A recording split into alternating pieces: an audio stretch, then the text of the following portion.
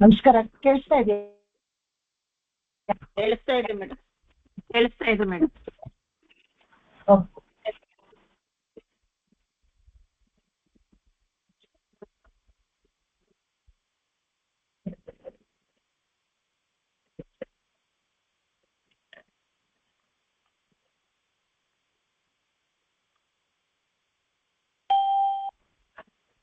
ಓಂ ಶುಕ್ಲಾಂಬರಧರಂ ವಿಷ್ಣುಂ ಶಶಿವರ್ಣಂ ಚತುರ್ಭುಜಂ ಪ್ರಸನ್ನವದನಂ ಧ್ಯಾಯೇತ್ ಸರ್ವವಿಘ್ನೋಪಶಾಂತಯೇ.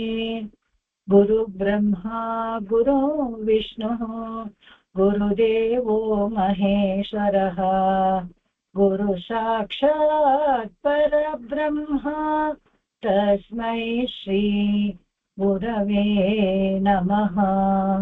ತಸ್ಮೈ ಶ್ರೀ ಗುರವೇ ನಮಃ. ಓಂ ಶಾಂತಿ ಶಾಂತಿ ಶಾಂತಿ.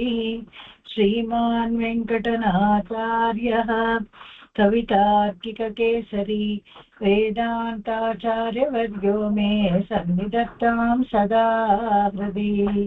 சீரொன்னொத்து புல் திருவேங்கடமுடையான் பாரொன்னு சொன்ன பழமொழியுள் போரொன்னுத்தானே மையாதோ தாரணியில் வாழ்வார்க்கு வானேர பூமளவும் வாழ்வு.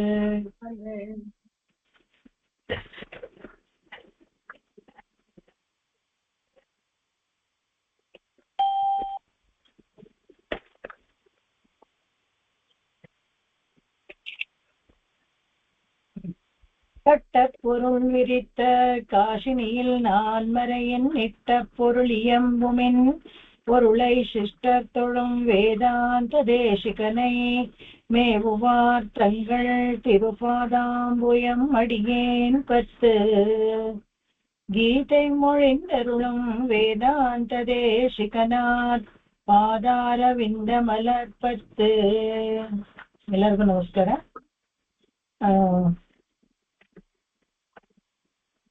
10-11 ಹೇಳಬೇಕು ಅಂತ ಕಾಣುತ್ತೆ. ಈಗ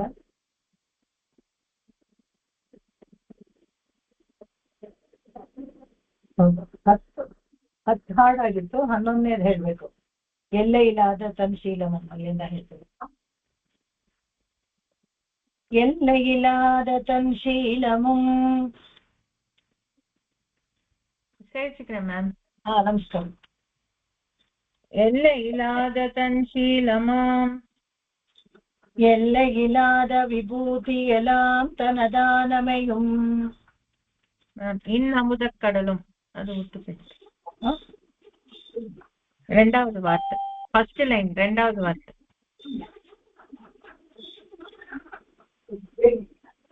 எல்லை இல்லாத தன் சீலமாம் இன்னமுதக் கடலும். Okay okay. சீலமும் இன்னமுதக் கடலும். எல்லை இல்லாத தன் சீலமாம் இன்னமுதக் கடலும். எல்லையில்லாத விபூதி எல்லாம் தனதானமையும். எல்லையில்லாத விபூதி எல்லாம் தனதானமையும். எல்லையில் பத்தி தனை எழுவிக்க திருவருளால். எல்லையில் பத்தி தனை எழுவிக்க திருவருளால். எல்லையில் ஈசனியம்பினன் இந்திரன் மைந்தனுக்கே. எல்லையில் ஈசன் இயம்பினன் இந்திரன் மைந்தனுக்கே. எல்லையில்லாத தன் சீலமும் இன்னமுதக் கடலும். எல்லையில்லாத விபூதி எல்லாம் தனதானமையும். எல்லையில் பத்தி தனை எழுவிக்க திருவருளால். எல்லையில் ஈசனியம்பினன் இந்திரன் மைந்தனுக்கே. எல்லையில்லாத தன் சீலமாம் இன்னமுதக் கடலும். எல்லையில்லாத விபூதி எல்லாம் தனது ஆனமையும்.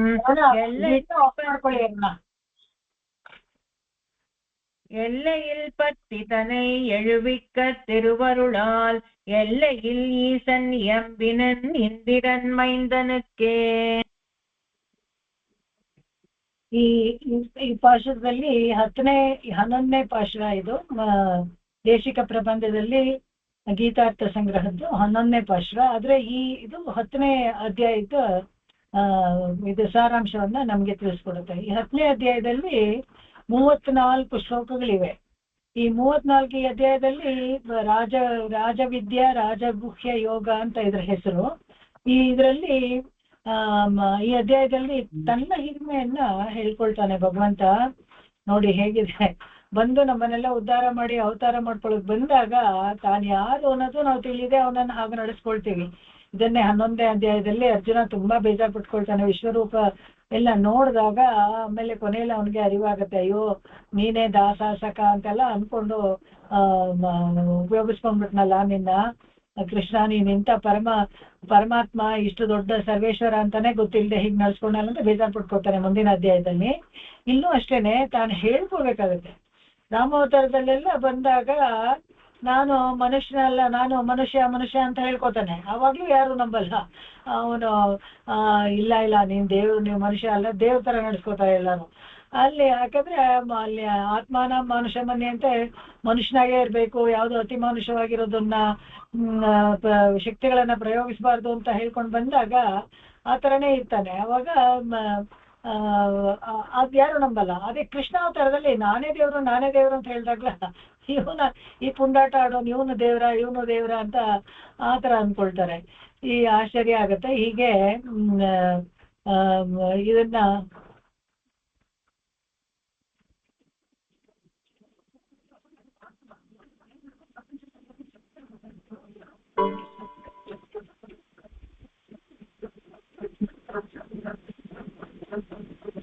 ಏನೋ ಸ್ವಲ್ಪ ಕ್ಲಿಚ್ ಗೊತ್ತಿಲ್ಲ. ಓಕೆ, ಅರುಣ ಕೇಳಿಸ್ತಾ ಇದೆಯಾ ನಿಮ್ಗೆ ನಾನು ಹೇಳೋದು? ವಿಡಿಯೋ ಆಫ್ ಮಾಡಿ ನಿಮ್ದು. ಸಾರಿ. ಓಕೆ, ಇದರಲ್ಲಿ ಅಂದ್ರೆ ನಮ್ಗೆ ಕಾನ್ಸಂಟ್ರೇಷನ್ ಇಲ್ಲ, ಯಾರೋ ಮಾತಾಡ್ತಾ ಇದಾರೆ, ಯಾರೋ ವಿಡಿಯೋ ಇದೆ ಅಂತ ಅಲ್ಲಿ ನೋಡ್ತಾ ಇರ್ತೇವೆ. ಹಾಗಾಗಿ ಇಲ್ಲಿ ಈ ಅಧ್ಯಾಯದಲ್ಲಿ ಈ ಭಗವಂತ ನ ಸಮ ಅಭ್ಯಧಿಕ, ಅವನಿಗೆ ಸಮನೂ ಯಾರು ಇಲ್ಲ, ಅಧಿಕರು ಯಾರು ಇಲ್ಲ ಅನ್ನೋದನ್ನ ತೋರಿಸ್ಕೊಡ್ತಾನೆ, ಅನ್ನೋ ತತ್ವವನ್ನು ತಿಳಿಸ್ತಾನೆ. ಇದರಲ್ಲಿ ಒಂದು 8 ವಿಷಯ ನಾವು ತಿಳ್ಕೊಳ್ಬೇಕು. ಇಲ್ಲಿ ಮುಖ್ಯವಾದದ್ದು ಏನಪ್ಪಾ ಅಂದ್ರೆ, ಭಗವಂತ ಇದು ಎಲ್ಲ ಚೇತನಗಳಿಗೂ ಮತ್ತೆ ಅಚೇತನಗಳಿಗೂ ಅವನು ಅಂತರ್ಯಾಮಿ ಆಗಿದ್ದಾನೆ. ಈ ವಿಷಯವನ್ನು ಅವನು ತಿಳಿಸ್ತಾನೆ. ನಾನು ಎಲ್ಲರಲ್ಲೂ ಅವರು ಆತ್ಮವಾಗಿ ನಾನು ಇದ್ದೀನಿ, ಅಂತರ್ಯಾಮಿಯಾಗಿ ಇದ್ದೀನಿ ಅಂತ. ಚೇತನವೇ ಇರ್ಲಿ ಅಚೇತನವೇ ಇರ್ಲಿ ಅದಕ್ಕೆ ಅಂತರ್ಯಾಮಿಯಾಗಿ ಅವನೇ ಇರುವಂತದ್ದು. ಈ ಅಚೇತನ ಪದಾರ್ಥಗಳೆಲ್ಲ ಪಂಚಭೂತಗಳು ಪಂಚತನ್ಮಾತ್ರಗಳು ಇವೆಲ್ಲ ಇದ್ದಾಗ್ಲೂ ಪಂಚಭೂತಗಳೆಲ್ಲ ಅದಕ್ಕೂ ಅನುಪ್ರವೇಶವಾಗಿ ಅದನ್ನ ಪಂಚೀಕರಿಸಿ ತಾನು ಅಂತರ್ಯಾಮಿಯಾಗಿ ಇರ್ತಾನೆ. ಗಾಳಿ ಬೆಳಕು ನೀರು ಎಲ್ಲದಕ್ಕೂ ಅಂತರ್ಯಾಮಿಯಾಗಿರ್ತಾನೆ. ಅದೇ ತರ ಪಂಚಭೂತಗಳಿಂದ 24 ತತ್ವಗಳಿಂದ ಆದ ಎಲ್ಲಾ ವಿಷಯಗಳಿಗೂ ಇವನು ಅಂತರ್ಯಾಮಿಯಾಗೇ ಇರ್ತಾನೆ. ಅವನೇ ಎಲ್ಲವನ್ನು ಸೃಷ್ಟಿಸೋದು ಕೂಡ ಅವನೇನೆ.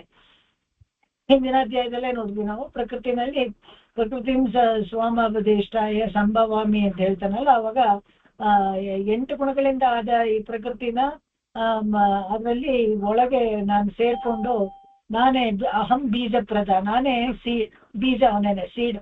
ಎಲ್ಲದಕ್ಕೂ ಆತ್ಮಗಳಿಗೂ ಎಲ್ಲದಕ್ಕೂ ನಾನೇ ಬೀಜ, ನನ್ನಿಂದನೇ ಎಲ್ಲಾನು ಸೃಷ್ಟಿಯಾಗೋದು ಅಂತ ಹೇಳ್ತಾನೆ. ನಾನೇ ರಕ್ಷಿಸೋದು, ಭಗವಂತನೇ ಎಲ್ಲವನ್ನೂ ರಕ್ಷಿಸೋದು, ಎಲ್ಲದಕ್ಕೂ ನಿರ್ವಾಹ ಮಾಡೋದು ಅವನೇ. ಅವನ ಇದರಲ್ಲಿ ಇದರಲ್ಲಿ ತನ್ನೊಳಗೆ ಇಟ್ಕೊಳ್ತಾನೆ. ಅವನು ಲಯ ಮಾಡ್ಬೇಕಾದ್ರೆ ಅವನೇ ಲಯಕಾರ, ಅವನು ಎಲ್ಲ ತನ್ನ ಹತೋಟಿಯಲ್ಲಿ ಇಟ್ಕೊಳ್ತಾನೆ. ಯಾವಾಗ ಏನನ್ನ ಸೃಷ್ಟಿಸ್ಬೇಕು, ಏನನ್ನ ಮುಗಿಸ್ಬೇಕು ಅನ್ನೋದು ಅವನಿಗೆ ಚೆನ್ನಾಗಿ ಗೊತ್ತು, ಅದನ್ನ ಅವನೇ ಮಾಡ್ತಾನೆ ಅಂತ. ಇಡೀ ಜಗತ್ತು ನಡೆಯಲು ಅವನೇ ಕಾರಣ, ಭಗವಂತನೇ ಕಾರಣ. ನಾವು ಅನ್ಕೊಳ್ತೀವಿ ಎಲ್ಲ ನಮ್ಮಿಂದ ನಡೀತಾ ಇದೆ, ನಾವು ಸಂಕಲ್ಪ ಮಾಡಿದ್ರಿಂದ ಆಗ್ತಾ ಇದೆ ಅಂತ ಹಾಗೆಲ್ಲ ಅನ್ಕೊಂಡ್ರೆ ಹಾಗಲ್ಲ. ಭಗವಂತ ಏನು ಸಂಕಲ್ಪ ಮಾಡಿರ್ತಾನೋ, ಪೂರ್ವ ನಿರ್ದಿಷ್ಟವಾಗಿ ಏನು ಅಂದ್ಕೊಂಡಿರ್ತಾನೋ ಅದೇನೇ ನಡೆಯೋದು, ಬೇರೆ ಏನು ಇಲ್ಲ ಅಂತ. ಹಾಗೆ ಆ ತರ ಇಡೀ ಜಗತ್ತು ನಡೆಯಲು ಅವನೇ ಕಾರಣ. ಏನೇ ಅವತಾರ ಮಾಡಿದ್ರು, ಇನ್ನೊಂದು 5ನೇ ವಿಷಯ, ಏನೇ ಅವತಾರ ಮಾಡಿದ್ರು ಭಗವಂತ ಯಾವುದೇ ರೂಪವನ್ನ ತೆಗೆದುಕೊಂಡ್ರೆ ಕೂಡ ಅವನು ಭಗಗಳು ಏನು ಕಡಿಮೆ ಆಗೋಗಿಲ್ಲ. ಜ್ಞಾನ, ಬಲ, ಐಶ್ವರ್ಯ, ವೀರ್ಯ, ಶಕ್ತಿ, ತೇಜಸ್ಸು ಅಂತಿದ್ದಾಗ ಅದು ಅವನು ಆಮೆ ಅವತಾರನೇ ತೆಗಿಲಿ, ವರಹ ಅವತಾರನೇ ತೆಗಿಲಿ, ಯಾವುದೇ ರೂಪವನ್ನ ತೆಗೆದುಕೊಂಡಾಗ್ಲಿ ಕೂಡ ಈ ಭಗಗಳು ಇದೆಯಲ್ಲ ಅದೆಲ್ಲ ಅವನಲ್ಲೇ ಹಾಗೇ ಇರುತ್ತೆ. ಮಹಾತ್ಯ ಸ್ವಲ್ಪನೂ ಕಡಿಮೆ ಆಗೋದಿಲ್ಲ, ಯಾವುದೇ ಅವತಾರದಲ್ಲಿ ಮಾಡಿದ್ರೆ ಕೂಡ ಹಾಗೆ ಇರ್ತಾನೆ ಅಂತ. ಇನ್ನೊಂದೇನಪ್ಪಾ ಅಂತ ಹೇಳಿದ್ರೆ, ಅವನ ಪರತ್ವ ಇವತ್ತು ಕಡಿಮೆ ಆಗೋದಿಲ್ಲ. ಪ್ರಕೃತಿ ಮಂಡಲದಲ್ಲಿ ಕೂಡ ನಮಗೆ ಏನಂದ್ರೆ ಜೀವಾತ್ಮಕ್ಕೆ ಪ್ರಕೃತಿ ಮಂಡಲದಲ್ಲಿ ಬಂದಾಗ ಪ್ರಕೃತಿ ಸಂಬಂಧ ಪಡ್ಕೊಂಡು ಅದರಲ್ಲಿರೋ ತ್ರಿಗುಣಾತ್ಮಕ ವಿಷಯಗಳೆಲ್ಲ ನಮ್ಮ ಮೇಲೆ ಪರಿಣಾಮ ಬೀರುತ್ತೆ. ಆದ್ರೆ ಭಗವಂತನಿಗೆ ಹಾಗಲ್ಲ. ಪ್ರಕೃತಿ ಮಂಡಲದಲ್ಲಿ ಬಂದಿದ್ದ ಕೂಡ ಅವನ ಪರತ್ವವನ್ನು ಕಳ್ಕೊಳ್ಳೋದಿಲ್ಲ. ನಾವು ನೋಡ್ತೀವಿ ಶೃಂಗಿಯಾಗಿ ಮತ್ಸ್ಯಾವತಾರದಲ್ಲೇ ಆಗ್ಲಿ, ಕೂರ್ಮಾವತಾರದಲ್ಲೇ ಆಗ್ಲಿ, ಅಥವಾ ವರಾಹಾವತಾರದಲ್ಲೇ ಆಗ್ಲಿ, ಭೂಮಾವತಾರ ವರಾಹಾವತಾರದಲ್ಲಿ ಅವಾಗ ಅವನ ಪರತ್ವವನ್ನು ಕಳ್ಕೊಳ್ಳಲ್ಲ. ಅದು ಹಾಗೆ ಇರುತ್ತೆ ಅವನ್ಗೆ. ನಿಜವಾದ ಭಕ್ತರು ಕ್ಷುಲ್ಲಕ ಕಾರಣಕ್ಕಾಗಿ ಭಕ್ತಿ ಮಾಡೋದಿಲ್ಲ. ಭಗವದ್ ಭಕ್ತರು ಸಣ್ಣ ಸಣ್ಣ ಕಾರಣಕ್ಕೋಸ್ಕರ ಯಾರು ಭಕ್ತಿ ಮಾಡೋದಿಲ್ಲ.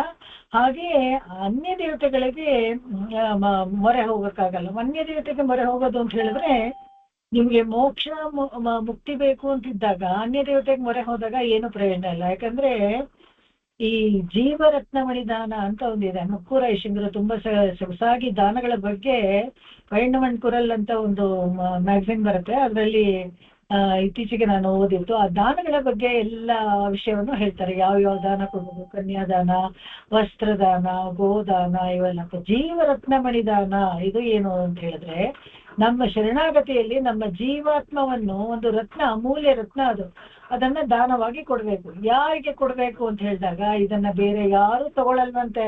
ನೋಡಿ, ಇದೇನೇ ಇರೋದು. ಯಾಕೆ ಮೋಕ್ಷ ಒಬ್ಬನೇ ಕೊಡಕ್ಕೆ ಆಗೋದು, ಬೇರೆ ಯಾರು ಕೊಡಕ್ಕಾಗಲ್ಲ ಅಂದ್ರೆ, ನಿಮ್ಮ ಜೀವಾತ್ಮವನ್ನು ನೀವು ದಾನವಾಗಿ ಕೊಟ್ಟಾಗ ಅದನ್ನ ಪಡ್ಕೊಳ್ಳಕ್ಕೆ ಬರೀ ಶ್ರೀಮನ್ನಾರಾಯಣ ಒಬ್ಬನೇ ಇದು ಅರ್ಹತೆ ಇರೋದು. ಲಾಯಕ್ಕಾದವನು, ತಗೊಳ್ಳೋನು ಅವನೇ, ಬೇರೆ ಯಾರು ತಗೊಳ್ದಿಲ್ಲ. ಯಾಕಂದ್ರೆ ಬೇರೆ ಯಾವ್ದ ಜೀವಾತ್ಮ ಒಂದು ಜೀವಾತ್ಮ ಇನ್ನೊಂದು ಜೀವಾತ್ಮನಕ್ಕೆ ತಂಜಮಲ್ಲ ಹೇಳ್ತಾರೆ ಅವರು ರಸಿತ್ರ ಸಾರದಲ್ಲಿ. ಒಂದು ಜೀವಾತ್ಮ ಇನ್ನೊಂದು ಜೀವಾತ್ಮವನ್ನ ಮೋಕ್ಷ ಕೊಡಕ್ಕಾಗೋದಿಲ್ಲ. ಸಹಾಯ ಮಾಡ್ಬೋದು, ಅವನ ಲೋಕದಲ್ಲಿ ಬೇಕಾದ್ರೆ ಇಟ್ಕೊಳ್ಬೋದು, ಆದ್ರೆ ಮೋಕ್ಷ ಕೊಡಕ್ಕಾಗಲ್ಲ, ತಂಜಮಲ್ಲ. ಹಾಗಾಗಿ ಅವರು ಮೋಕ್ಷ ಕೊಡ್ಬೇಕಾದವನು ನಾರಾಯಣನೇ. ಅವನಿಗೆ ಜೀವರತ್ನಮಣಿ ದಾನ ಅಂತ ಮಾಡಿದಾಗ ಅದನ್ನ ನಾರಾಯಣ ಒಬ್ಬನೇ ಸ್ವೀಕಾರ ಮಾಡೋದು ಅಂತ ಅದನ್ನ ಇಲ್ಲಿ ಹೇಳ್ತಾರೆ. ಭಗವದ್ ಭಕ್ತರು ಭಕ್ತಿಯನ್ನ ಮಾಡಿದಾಗ ಪ್ರೀತಿಯಿಂದ ತೋರಿಸಿ ಕೊನೆಯಲ್ಲಿ ಸಾತ್ವಿಕ ತ್ಯಾಗ ಮಾಡ್ತಾರಲ್ಲ, ಆ ಪ್ರೀತಿ ಭಗವಂತನಿಗೆ ತುಂಬಾ ಇಷ್ಟ. ಆ ಭಕ್ತಿಗೆ ಮೆಚ್ಚಿ ಅವನು ತನ್ನನ್ನ ತಾನೇ ಕೊಡ್ತಾನೆ. ಏನ್ ಭಗವಂತನ ಮೆಚ್ಚಿಸ್ಕೊಳ್ಬೇಕಾದ್ರೆ ಏನ್ ಮಾಡ್ಬೇಕು ಅಂತ ತುಂಬಾ ಏನು ಕಷ್ಟಪಡ್ಬೇಕಾಗಿದ್ದಿಲ್ಲ. ಪಂಚಾಗ್ನಿ ಮಧ್ಯೆ ನಿಂತ್ಕೊಂಡು ಬಿಸಿಲಲ್ಲಿ ತಪಸ್ ಮಾಡ್ಬೇಕಾಗಿದ್ದಿಲ್ಲ. ಅನ್ನಾಹಾರಗಳನ್ನು ಬಿಟ್ಟು ಏನು ಮಾಡ್ಬೇಕಾಗಿಲ್ಲ. ಪ್ರೀತಿಯಿಂದ ಅವನನ್ನೇ ನೆನೆಸ್ಕೊಂಡು ಅನನ್ಯ ಭಕ್ತಿಯಿಂದ ನಾವು ನೆನೆಸ್ಕೊಂಡ್ರೆ ಅದೇ ಸಾಕು, ಅವನಿಗೆ ಅವನು ಒಲಿತಾನೆ. ಇವಾಗ ಈ 10ನೇ ಅಧ್ಯಾಯಕ್ಕೆ ಆಳವಂದ ಶ್ಲೋಕ ನೋಡೋಣ. ಸ್ವಾಮಾಹಾತ್ಮ್ಯ ಮನುಷ್ಯತ್ವ ಪರತ್ವಂ ಚ ಮಹಾತ್ಮಾನಾಂ ವಿಶೇಷೋ ನವಮೇ ಯೋಗೋ ಭಕ್ತಿರೂಪ ಪ್ರಕೀರ್ತಿತಃ. ಈ ಹಿಂದಿನ ಅಧ್ಯಾಯದಲ್ಲಿ ನಾವು ನೋಡಿದ್ವಿ 4 ಬಗೆ ಉಪಾಸಕರು ತೋರಿಸ್ಕೊಟ್ರು. ಅದು ಹೇಳ್ತು ಹೇಗೆ ಅಂತ ಹೇಳಿದ್ರೆ ಯಾರ್ಯಾರಿಗೆ ಆರ್ತು, ಜಿಜ್ಞಾಸು, ಅರ್ಥಾರ್ಥಿ, ಜ್ಞಾನಿ ಅಂತ 4 ತರ ಉಪಾಸಕರನ್ನ ಇಲ್ಲಿ ಭಕ್ತಿ ರೂಪದಲ್ಲಿ ಉಪಾಸನೆ ಮಾಡಲಾಗಿ ಹೇಳುತ್ತೆ. ಜ್ಞಾನಿಯನ್ನು ಕೊಂಡಾಡ್ತಾರೆ. ಇಲ್ಲಿ ಭಕ್ತಿಯನ್ನ ಮಾತ್ರನೇ ಇಟ್ಕೊಂಡು ಭಗವಂತನನ್ನ ಕೊಂಡಾಡೋನವನ್ನ ಜ್ಞಾನಿ ಅಂತ ಹೇಳ್ತಾರೆ. ಆ ಜ್ಞಾನಿಯನ್ನು ಕೊಂಡಾಡಿ ಭಗವದ್ ಅನುಭವಕ್ಕೆ ತಕ್ಕವನು ಅಂತ ಹೇಳಿ ಮೆಚ್ಕೊಳ್ತಾನೆ ಭಗವಂತ. ಇದನ್ನ ಇಲ್ಲಿ ಹೇಳ್ತಾರೆ. ಭಗವಂತನ ಸರ್ವಸ್ಮಾತ್ಪರತೆ ತಿಳಿಸುವ ಅನೇಕ ಶ್ಲೋಕಗಳು ಗೀತೆಯಿಂದ ಕೂಡ ತೆಗೆದು ನಾವು ನೋಡೋಣ. ಮಯ ತತಮಿದಂ ಸರ್ವಂ ಜಗದವ್ಯಕ್ತ ಮೂರ್ತಿನಾ ಮತ್ಸ್ಥಾನಿ ಸರ್ವಭೂತಾನಿ ನಜಾಹಂ ತೇಷ್ವಮಸ್ಥಿತಃ.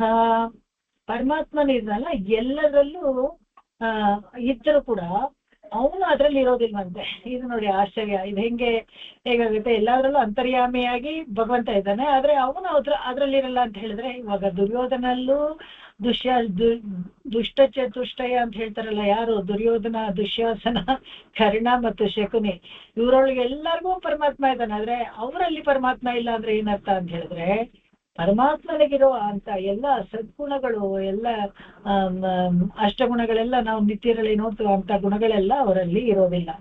ಅವರಲ್ಲಿ ಪರಮಾತ್ಮ ಅವನೊಳಗಿರ್ತಾನೆ, ಆದ್ರೆ ಅವರಲ್ಲಿ ಪರಮಾತ್ಮ ಇರೋದಿಲ್ಲ. ಅದಕ್ಕೆ ಯಾವಾಗ್ಲೂ ಎಲ್ಲ ಹೇಳ್ತಾರೆ, ಎಲ್ಲ ಅಂತರ್ಯಾಮಿಯಾಗಿ ದುರ್ಯೋಧನಲ್ಲೂ ಭಗವಂತ ಇದ್ದಿದ್ರೆ ಯುದ್ಧ ಮಾಡದೆ ನಿಶ್ಚಯ ಮಾಡ್ಬೋದಾಗಿತ್ತಲ್ಲ ಅಂತ ಹೇಳಿದ್ರೆ, ಮತ್ತೆ ನಾವು ದ್ವಾಸುಪರ್ಣಾಗಿ ಹೋಗ್ಬೇಕಾಗತ್ತೆ. ಹೇಗೆ ಒಂದೇ ಮರದಲ್ಲಿ 2 ಪಕ್ಷಿ ಕೂತ್ಕೊಂಡಿತ್ತು, ಒಂದು ಕರ್ಮಫಲವನ್ನು ತಿನ್ನತ್ತೆ, ಇನ್ನೊಂದು ತಿನ್ನಲ್ಲ ಅಂತ. ಸಾಕ್ಷಿಯಾಗ ಮಾತ್ರ ಭಗವಂತ ನೋಡ್ತಾ ಇರ್ತಾನೆ ಜೀವಾತ್ಮನನ್ನು, ಅವನೇನು ಮಧ್ಯದಲ್ಲಿ ಇಂಟರ್ಫಿಯರ್ ಆಗೋದಿಲ್ಲ. ಅದೇ ತರ ದುರ್ಯೋಧನನ್ಗೆ ದೂತನಾಗಿ ಬಂದು ಕೃಷ್ಣ ಹೇಳ ಕೂಡ ಅವನು ಒಪ್ಕೊಳ್ದೇ ಇದ್ದಾಗ ಅವನೇನು ಮಾಡ್ಲಿಲ್ಲ. ಯಾಕೆ ಅಂತ ಹೇಳಿದ್ರೆ, ಅವನ ಸ್ವಭಾವ, ಅವನ ಸ್ವರೂಪಕ್ಕೆ ತಕ್ಕ ಹಾಗೆ ಅವನ ನಡ್ಕೊಳ್ತಾನೆ. ಅವನಲ್ಲಿ ದಿಗ್ಧ ತಾಮಸ ಮತ್ತೆ ರಾಜಸ ಗುಣಗಳು ಎದ್ದು ಆ ಸಾತ್ವಿಕ ಗುಣಗಳ ಜೊತೆಗೆ ಹೊಂದಾಣಿಕೆ ಇಲ್ಲದೆ ಹೋಯ್ತು. ಅವನಿಗೇನು ಒಪ್ಕೊಳ್ಳೋದಿಲ್ಲ. ಎಷ್ಟೇ ನೀವು ಒಳ್ಳೇದು ಹೇಳಿದ್ರೆ ಕೂಡ ಅವನಿಗೆ ಅರ್ಥ ಆಗೋದಿಲ್ಲ. ತಾಮಸಿಕರಿಗೆಲ್ಲಾನು ಅಷ್ಟೇ, ಬೇರೆಯವ್ರ ಬುದ್ಧಿವಾದಗಳೆಲ್ಲ ಇಷ್ಟ ಆಗೋದಿಲ್ಲ. ಅವ್ರು ತಾವು ಏನ್ ಅನ್ಕೊಂಡಿರ್ತಾರೋ ಅದನ್ನೇ ಮಾಡ್ತಾರೆ. ಅದು ಏನು ತುಂಬಾ ಸೋಮಾರಿಗಳಾಗಿ ಮಾಡ್ತಾರೆ. ಆತರ ಇರ್ಬೇಕಾದ್ರೆ ಇವನು ಭಗವಂತ ಎಲ್ಲದ್ರಲ್ಲೂ ಇರ್ತಾನೆ, ಆದ್ರೆ ಎಲ್ಲದ್ರಲ್ಲೂ ನಾವು ಭಗವಂತನ ನೋಡಕ್ ಆಗಲ್ಲ, ಆದ್ರೆ ನಮಗೆ ಸಿಗೋದಿಲ್ಲ ಅಷ್ಟೇನೆ ಅಂತ. ಈ ಜೀವಾತ್ಮ ಅಂದ್ರೆ ಜಗತ್ತಿದೆಯಲ್ಲ, ಭಗವಂತ ಸತ್ಸ್ವರೂಪ. ಅವನು ಯಾವಾಗ್ಲೂ ಅಷ್ಟೇನೆ ಒಂದು ದೋಷ ಅರ್ಥವನ್ನ ಅಂತ ಹೇಳ್ತಾರೆ. ಅವನಲ್ಲಿ ಯಾವ ದೋಷವನ್ನ ನಾವು ಹುಡುಕೋಕ್ಕಾಗಲ್ಲ. ಆದ್ರೆ ಈ ಜೀವಾತ್ಮ ಮತ್ತೆ ಈ ಅಚಿತ್ ಪದಾರ್ಥ ತುಂಬಿರೋ ಈ ಪ್ರಕೃತಿ ಜಗತ್ತಿದೆಯಲ್ಲ, ಈ ಜಗತ್ ಮಾತ್ರ ಮಿಥ್ಯವಾದದ್ದು. ಅದು ಸತ್ಯವಾದದ್ದು, ಇದು ಮಿಥ್ಯವಾದದ್ದು. ಸತ್ಯವಾದದ್ದು ನಿತ್ಯವಾದದ್ದು ಯಾವುದು? ಭಗವಂತ ದೋಷ ಇಲ್ಲದೆ ಇರೋನು. ನಾವೆಲ್ಲಾನು ಮಿಥ್ಯವಾದದ್ದು ಅಂತ ಹೇಳಿದ್ರೆ ದೋಷ ಇರೋರು ನಾವೆಲ್ಲಾನು. ಭಗವಂತನೇ ಸರ್ವಶೇಷಿ. ನಾವೆಲ್ಲಾನು ಚೇತನ ಮತ್ತೆ ಅಚೇತನ ಪದಾರ್ಥಗಳೆಲ್ಲವೂ ಭಗವಂತನಿಗೆ ಸರ್ವಶೇಷಿಯಾಗಿರ್ಬೇಕು. ಎಲ್ಲವೂ ಭಗವಂತನ ಮೇಲೆ ನಿಂತಿದ್ರೆ ಕೂಡ ಅವನು ಅವುಗಳ ಮೇಲೆ ಇಲ್ಲ. ಎಲ್ಲಾನು ಭಗವಂತನ ಇದ್ರೆ ಮಾತ್ರನೇ ನಾವು ನಿರ್ವಾಹ ಆಗೋದು. ಆದ್ರೆ ಈ ಭಗವಂತನಿರಕ್ಕೆ ಅವುಗಳೆಲ್ಲ ಬೇಕಾ ಅಂತ ಹೇಳಿದ್ರೆ ಬೇಕಾಗಿಲ್ಲ. ಇವಾಗ ನಾವು ಒಬ್ರು ಹೋಗದೆ ಹೋದ್ರೆ ಮೋಕ್ಷದಲ್ಲಿ ಅಲ್ಲಿ ಭಗವಂತಗೆ ಇರಕ್ಕಾಗೋದಿಲ್ವಾ? ಅದೆಲ್ಲ ಏನಿಲ್ಲ, ಹಂಗೇನಿಲ್ಲ. ಆದ್ರೆ ಅವನಿಲ್ಲದೆ ನಾವಿರಕ್ಕಾಗಲ್ಲ, ಅದು ಅರ್ಥ. ಹಾಗೆ 11ನೇ ಶ್ಲೋಕದಲ್ಲಿ ಹೇಳ್ತಾರೆ, ಅವಜ ಅನಂತಿಮ ಮೂಢ ಮಾನುಷೀಂ ತನುಮಾಶ್ರಯಂ ಪರಂ ಭಾವಮಜಾನಂತೋ ಮಮ ಭೂತ ಮಹೇಶ್ವರಂ. ಅವರವರ ಕರ್ಮಾನುಸಾರ ಅವರವರ ಬುದ್ಧಿಮತ್ತ ಇರುತ್ತೆ, ಹಾಗೆ ಅವರು ಯೋಚನೆನೂ ಮಾಡ್ತಾರೆ. ಮೂಢರು ಏನ್ ಮಾಡ್ತಾರೆ, ಭಗವಂತ ಯಾರು, ಅವನು ಪರಬ್ರಹ್ಮ ವಸ್ತು ಎಂಥದ್ದು ಅನ್ನೋದನ್ನ ತಿಳ್ಕೊಳ್ಳೋದಿಲ್ಲ. ಅವರು ಅವತಾರ ಕಾಲದಲ್ಲಿ ತನ್ನನ್ನು ಸಾಧಾರಣ ಮನುಷ್ಯನಾಗೆ ಅನ್ಕೊಂಡ್ಬಿಡ್ತಾರೆ. ಕೃಷ್ಣ ಗೊಲ್ಲ ಆ ತರನೇ ಅನ್ಕೊಳ್ತಾರೆ. ಅವ್ನು ಭಗವಂತ ಅಂತ ಗುರುತಿಸಲ್ಲ. ಅವಾಜ ಅನಂತಿ ಮಾಡಿದ್ರೆ ಅವ್ರು ಮೂಢರಿಗೆಲ್ಲಾನು ಗೊತ್ತಾಗೋದಿಲ್ಲ. ಅದಕ್ಕೆ ಮಾನುಷಿ ತನುಮಾಶಿ, ಮನುಷ್ಯನ ನಾನು ಅಕಸ್ಮಾತ್ ಮನುಷ್ಯನ ಅವತಾರ ಮಾಡ್ಕೊಂಡ್ರೆ ಅವ್ರಿಗೆ ಅರ್ಥ ಆಗೋದಿಲ್ಲ. ಮೂಢರಿಗೆಲ್ಲ ಅರ್ಥ ಆಗೋದಿಲ್ಲ. ಯಾರು ಭಕ್ತಿ ಮಾಡ್ತಾರೋ, ಯಾರೋ ಅನನ್ಯ ಭಕ್ತಿಯಿಂದ ನನ್ನನ್ನ ಪ್ರೀತಿಸ್ತಾರೋ ಅವ್ರಿಗೆ ಮಾತ್ರ ನಂಗೆ ಗೊತ್ತಾಗುತ್ತೆ. ಕುಂತಿಗೆ ಗೊತ್ತಾಯ್ತು, ವಿದುರನಿಗೆ ಗೊತ್ತಾಯ್ತು, ಭೀಷ್ಮನಿಗೆ ಗೊತ್ತಾಯ್ತು ಇವನು ಪರಬ್ರಹ್ಮ ವಸ್ತು ಅಂತ. ಆದ್ರೆ ಬೇರೆಯವ್ರಿಗೆ ಗೊತ್ತಾಗಲ್ಲ. ಅದೇ ತರ ರಾಮಾಯಣದಲ್ಲೂ ಅಷ್ಟೇ, ನಮ್ಗೆ ತಾರೆ, ಮಂಡೋದರಿ ಇವ್ರುಗಳೆಲ್ಲ ಗುರ್ತಿಸ್ಕೋತಾರೆ, ಅದೇ ರಾವಣ ಗುರ್ತಿಸೋದು ಅವನು ಪರಬ್ರಹ್ಮ ಅಂತ. ಹೀಗೆ ಹೀಗೆ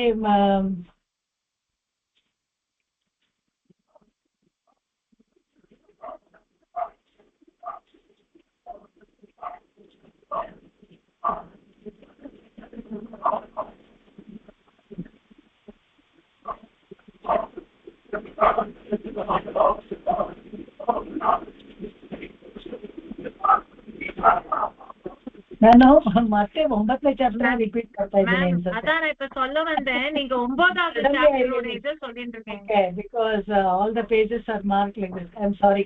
I was searching for the அப்புறம் 9வது நீங்க ஆள வந்தாரு தப்பா சொல்லிட்டீங்க அடியே.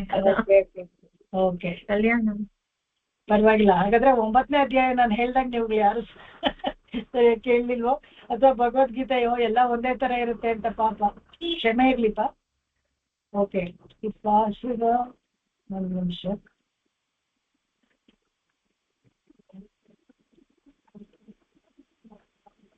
ಅದು ಸ್ವ ಕಲ್ಯಾಣ ಗುಣ, ಅದು ಒಂದು ಶ್ಲೋಕ. ಓಕೆ ಓಕೆ ಸಾರಿ, ಅಲ್ಲಿಂದ ಶುರು ಮಾಡೋದು ಮೊದಲಿಂದ ತಿರ್ಗಾ. ಎಷ್ಟು ಟೈಮ್ ವೇಸ್ಟ್ ಮಾಡಿದೆ ನಿಮ್ದೆಲ್ಲಾನು? ಏನ್ ವೇಸ್ಟ್ ಆಗಿಲ್ಲ ಬಿಡಿ ಮೇಡಮ್. ಇಲ್ಲ, ಭಗವಂತನ ವಿಷಯ ರೀಕ್ಯಾಪ್ ಮಾಡಿದ್ರೆ ಏನು ನಷ್ಟ ಇಲ್ಲ ಬಿಡಿ. ಆದ್ರೆ ಈ ಅಧ್ಯಾಯಕ್ಕೆ ಸಂಬಂಧಪಟ್ಟಿದ್ದಾಗ ಹೇಳ್ಬೇಕಾಯ್ತು. ಇಲ್ಲಿ ನಾನು ನೋಡಿದೆ ನಂಬರ್ಗಳು ಹಾಕೊಂಡಿದ್ರೆ 9ನೇ ಅಧ್ಯಾಯ ಅಂತಿದೆಯಲ್ಲ, 10ನೇ ಅಧ್ಯಾಯದ ಹೇಳ್ತಾ ಇದ್ದೀನಿ ಅಂತ. ಇದು ರಾಜ ಇದಲ್ಲ, ಆಯೋಗ ಅಲ್ಲ, ಇದು ವಿಭೂತಿ ಯೋಗ. ಭಗವಂತನಿಗೆ ತಾನು ಸರ್ವಸ್ಮಾತ್ಪರ ಅಂತ ಹಿಂದಿನ ಅಧ್ಯಾಯದಲ್ಲಿ ಹೇಳಿದಾಗ ಅರ್ಜುನನಿಗೆ ಸ್ವಲ್ಪ ಅವನಿಗೆ ಸರಿಯಾಗಿ ಅರ್ಥ ಆಗ್ದಂಗೆ ಒಂಥರ ಎಕ್ಸ್ಪ್ರೆಷನ್ ಇವಾಗ ನಾನು ಇವಾಗೆಲ್ಲ ಹೇಳ್ತಾ ಇದ್ದಾಗ ನಿಮ್ಗಳಿಗೂ ಹಾಗೆ ಆಗಿರ್ಬೇಕು. ಬಹುಶಃ ಇದನ್ನ ಇಲ್ಲಿಗೆ ಕಟ್ ಮಾಡಿ ಮತ್ತೆ ನಾನು ಲಾಗಿನ್ ಮಾಡ್ತೀನಿ. ಅವರು ಸೆಕೆಂಡ್ ಪಾರ್ಟ್ ಮಾತ್ರ ನೀವೆಲ್ಲ ಹಾಗೆ ಇರಿ.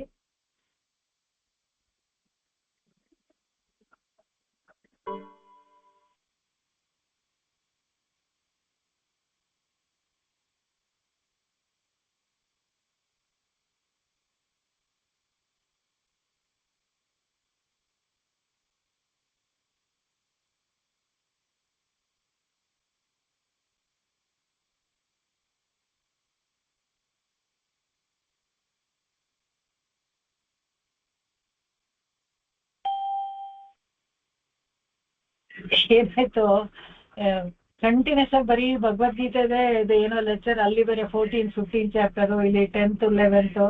ಆಮೇಲೆ ಇನ್ನೊಂದು ವಿಷಯ ಏನಪ್ಪಾ ಅಂತ ಹೇಳಿದ್ರೆ 10th ಚಾಪ್ಟರ್ ಹೇಳ್ತಾ ಇದ್ರೆ 11th ಪಾರ್ಶ್ವ ಇರುತ್ತೆ.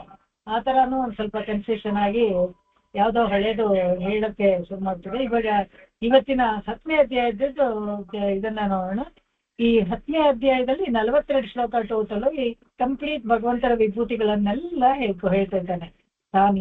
ತಾನೇನಾಗಿದ್ದೀನಿ ಅಂತ ಎಲ್ಲ ಪೂರ್ತಿ ಅಧ್ಯಾಯದ ನಾವು ಓದಿ ಮುಗಿಸೋಷ್ಟೊತ್ತಿಗೆ ಗೊತ್ತಾಗತ್ತೆ ಯಾವ ಪದಾರ್ಥವು ಚೇತನವೇ ಆಗಿರ್ಲಿ ಅಚೇತನವೇ ಆಗಿರ್ಲಿ ಭಗವಂತನ ಇಲ್ಲದೇ ಇಲ್ಲ ಅನ್ನೋದು ಚೆನ್ನಾಗಿ ಗೊತ್ತಾಗತ್ತೆ. 9ನೇ ಅಧ್ಯಾಯದಲ್ಲಿ ನಮಗೆ ಭಕ್ತಿ ಯೋಗ ಹೇಳಿ ಕೃಷ್ಣ ಏನ್ ಮಾಡ್ತಾನೆ, ಆ ಭಕ್ತಿ ದೃಢವಾಗಿದ್ದಾಗ ನ್ಯಾಯವಾದ ಕಾರಣವಾದ ಅವನ ಕಲ್ಯಾಣ ಗುಣಗಳನ್ನೆಲ್ಲ ವಿಸ್ತಾರವಾಗಿ ಅವನ ವಿಭವಗಳಲ್ಲಿ ತಿಳಿಸ್ತಾನೆ. ಇದು ಕೇವಲ ಕೃಪೆಯಿಂದ ಹೇಳುವಂಥದ್ದು. ಭಗವಂತ ಕೇವಲ ಇಲ್ಲ ಹೇಳೋದು, ಅರ್ಜುನನಿಗೆ ಹೇಳ್ಬೇಕು ಅಂತ ಏನು ನಿರ್ಬಂಧ ಇಲ್ಲ.